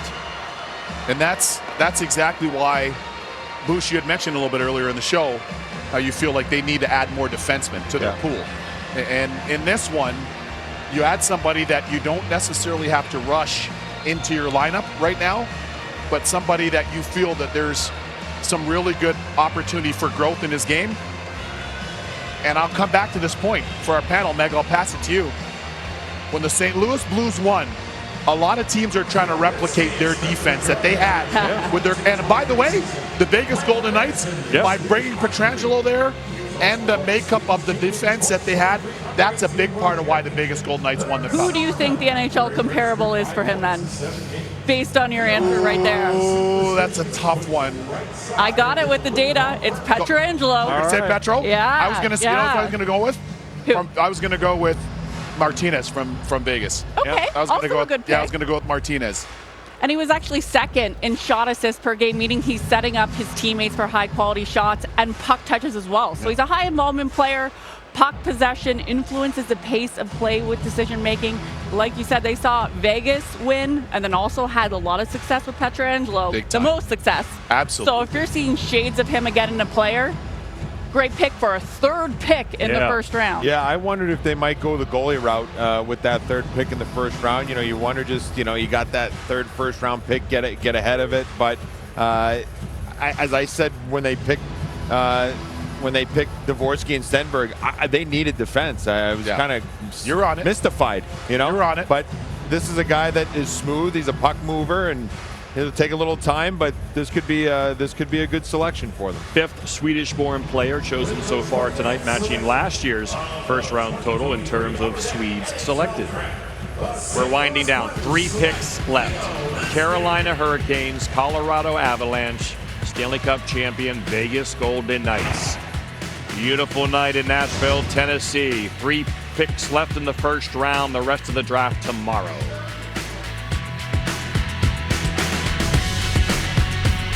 Atlanta Hurricanes making their way to the stage, about to make their first selection. They have a pick in the 1st, 2nd, 3rd, 4th, 5th, 6th, and 7th. They got 2 in the 5th, 2 in the 6th. Yeah, I spoke to their head coach, my man Rod Brindamore, former teammate, NHL Jack Adams Coach of the Year, and one of the best coaches and leaders in the business. So I'd be very curious to see.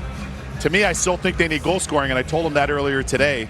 So curious to see what Don Waddell goes with here. There's Don Waddell, first time picking in the first round since they took Seth Jarvis. That was a good pick, 13th overall in 2020. Don Waddell makes his way to the microphone. I'd like to congratulate the Vegas Golden Knights on winning the Stanley Cup. Thank you, the city of Nashville, for all your hospitality. And then to my good friend, David Poyle, you've been a tremendous friend, mentor for all of us here in the league. Enjoy the next chapter of your life. To make our pick, Darren York, our assistant general manager. Carolina is proud to select Bradley Nadeau.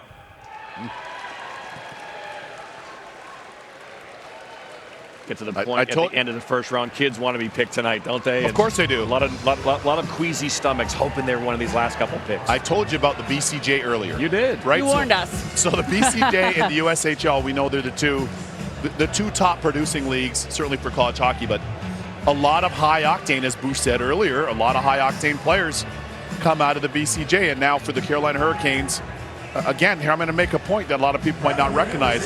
Their head coach, Rod Brindamore, is from BC. I know he's been here for 30 plus years, but he's a BC native. And what they're getting here is an offensive player that's got a ton of skill, a ton of hockey sense that can make plays. Our analytics map him out to Kirill Kaprizov. So very offensive. Puck carrying, comfortable with the puck on his deck. He did lead the BCHL regular season in goals, assists, and points. And his brother had 35-2, second to his brother in assists. So family dynamic there too. Quality entry player, attacks the middle of the ice with speed. Carolina, heavy on analytics with Eric Tulsky leading them, another AGM, so you know you're looking at that data and finding those gems in the BCHL tonight. This guy is a top junior A player in North America. Correct. Like, not major junior, so for people to understand, and not A. playing at the program. Right, exactly. So, he didn't play the U18s because he wanted to stay with his team in Penticton, and he's going to University of Maine next year. 113 points. I mean, this guy, he's got a great shot, one-timer. He shoots it off the rush, has an NHL release. You talk about needing game breakers.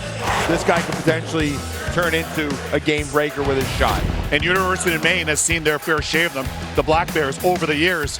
And by the way, the one that wore number 9, the great Paul Correa, who's also happens to be from BC, who also played out there at the BCJ. But in this case, when you get an offensive player that's a 50-50 player between their ability to pass and generate, but also finish and score, those players are so difficult to defend against.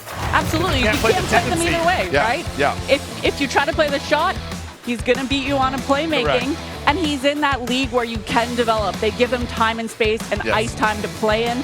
So whether it's a hometown idea or to get more playing time, it's panned out for him being a first-round overall pick. That's great. It's a really good value pick for them. As I said earlier, I told you guys, I told Ron Brindamore I think they need more offense in their group. They're an outstanding team. They're well coached. This is a really good pick by Don Waddell in their group. And he'll go play for Ben Barr at the University of Maine. Emily Kappa with Don Waddell, Atlanta Thrasher Pride. Don, you have one of the most high-energy coaches in the league. Why is Bradley one of the players that Rod Brindamore is going to love to coach? Yeah, if you just watch this player, he brings it every night. He's got tremendous work ethic, great skill. And, we do interviews, background checks. We got to have good players, but we want good people, and he certainly checked all the boxes. As we head into free agency, what are the biggest goals for the Hurricanes this offseason? Well, we got to address our goaltending. We're still talking to the goalies that we had last year, Anderson and Ranta, and then, if we can add some goal scoring, you never have enough goal scorers. And, last year when we had a couple of injuries, we felt we were a little short, but, we like our group, so if we don't make any changes, I think we're going to be fine. Sebastian Aho is 1 year away from UFA. Where do we stand with contract negotiations? Yeah, great conversations with Jerry Johansson, his agent. We met again yesterday. There's no real deadline or timetable. I'm very confident we're going to get this done in the near future. Awesome. Thanks, Don. Great. Thank you, dear. Yeah, they'll figure that out for sure, Sebastian Aho. Yeah, and also it's a long road back for Andrei Svechnikov, who one of their all-star, their young all-star. We know Sebastian Aho has been an all-star multiple times as well. There's Jared Bednar with my tie. Yeah, Jared, exactly. Did he go to the same stylist or something? Yeah, look at that. He's following you into the store? Yeah, sure mine is. Who wore it better? Exactly. He's a handsome, strapping man. You're not calling yourself that? Nah, not quite. You changed. We need to get you some more confidence. This is how they just got this pick. Short, pal. Yeah, I'm a tremendous slouch. Here's how the Avs got this pick. Again, they get picks 1 and 37. Yeah. Canadians get Newhook. They turn that 2 to get Ross Colton. That's a great value pick for them. And I know the Avs have... And now this guy. I was going to say, now the Avs, I know from speaking to people in their group numerous times, they want to really emphasize getting skilled players, but size. They want to get size in their group. Okay. They've had a lot of that. That was a big part of their DNA in winning.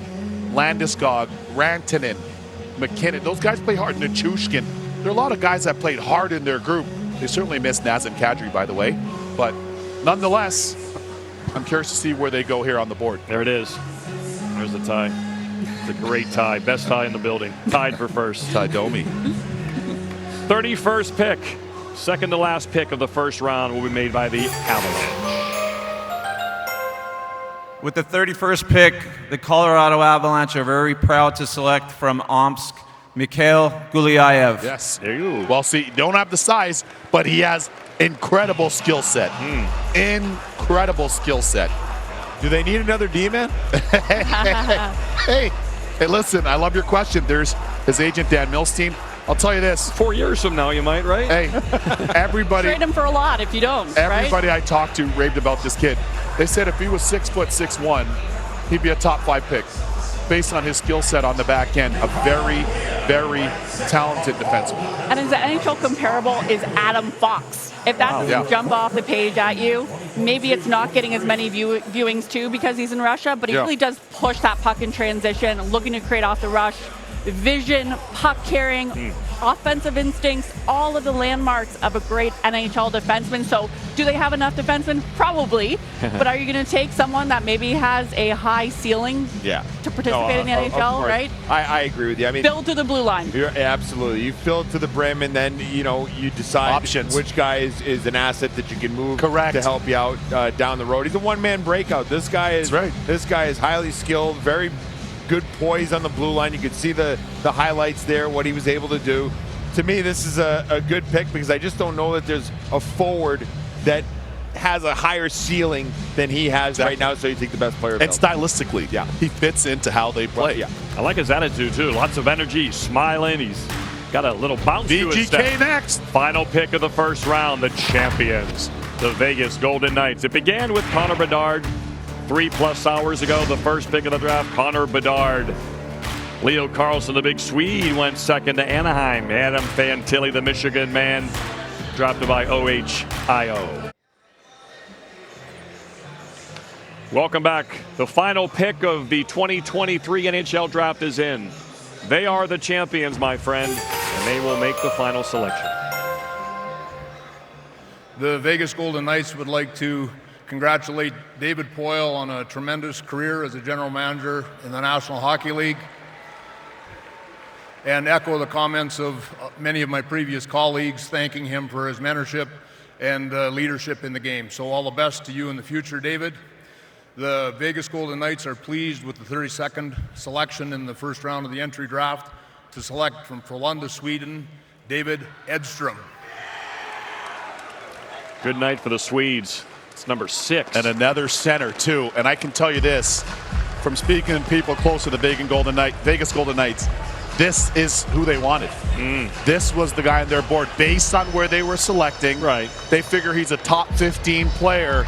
And for the Vegas Golden Knights, the reigning fresh Stanley Cup champs out there in Vegas, Nevada, this is awesome, the fact that they identified this player and that this player was still available to them, and more importantly, that they went out and selected him. First line center on that U18 team kind of reminds me of Joel Eriksson-Ek. Okay. Well-rounded, consistent, not flashy, but wins battles, competes hard. That seems to fit right into the mold of the way Vegas wants to play. Exactly. And he gets to the front of the net, like you're saying. High percentage of his shot attempts come from the slot, and that's scoring ability. So he's not only getting the shots in front of the net, he's converting. Yeah. And you like to see that in a player. You know, when you're looking at Eriksson-Ek was actually the data comparable as well, so you nailed that one. But his poise and patience with the puck on his stick, too. So that maturity to hold onto the puck and wants to make that play. An aggressive style, engaged physically, and wins puck battles. We had high puck battle wins on our data sheet, so a pretty good tick for a centerman. You like to see them get in there, get the puck, and dish it to someone else. This late, too. Yeah, This is all value. And you can take time to develop them. You don't have to rush them out of Sweden. Correct. Either. This is all. Look at the size. Exactly. He's long. He's rangy. This is a really good value pick for the Vegas Golden Knights. And I might dare I say, in breaking this today, that they moved Riley Smith, right? That they traded Riley Smith today for that third-round pick. The Vegas Golden Knights, you know they have to make some decisions. They re-signed Barbashev, and you also re-signed Aiden Hill. They're cooking in Vegas, boys. First round is over. Gary Bettman will put a bow on this evening. 2023 NHL Draft. The draft will resume tomorrow with the second round at 10 a.m. Central Local Time, 11 a.m. Eastern Time, and you'll be able to watch it on the NHL Network, ESPN Plus, Rogers Sportsnet, or TVA. Thank you. Have a good night and travel safely. So you can watch the second round streaming on ESPN Plus tomorrow. Still lots of good players on the board. All right, final thoughts time with the panel. Brian Boucher, why don't you lead things off?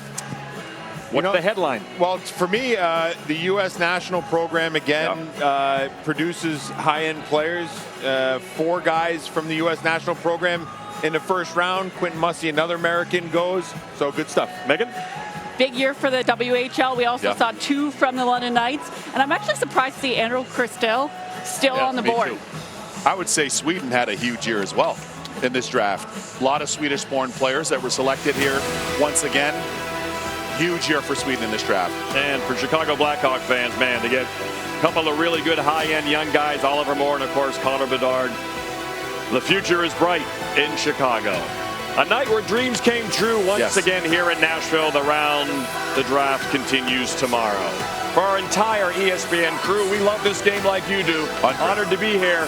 Great to be in the city of Nashville. Scotty,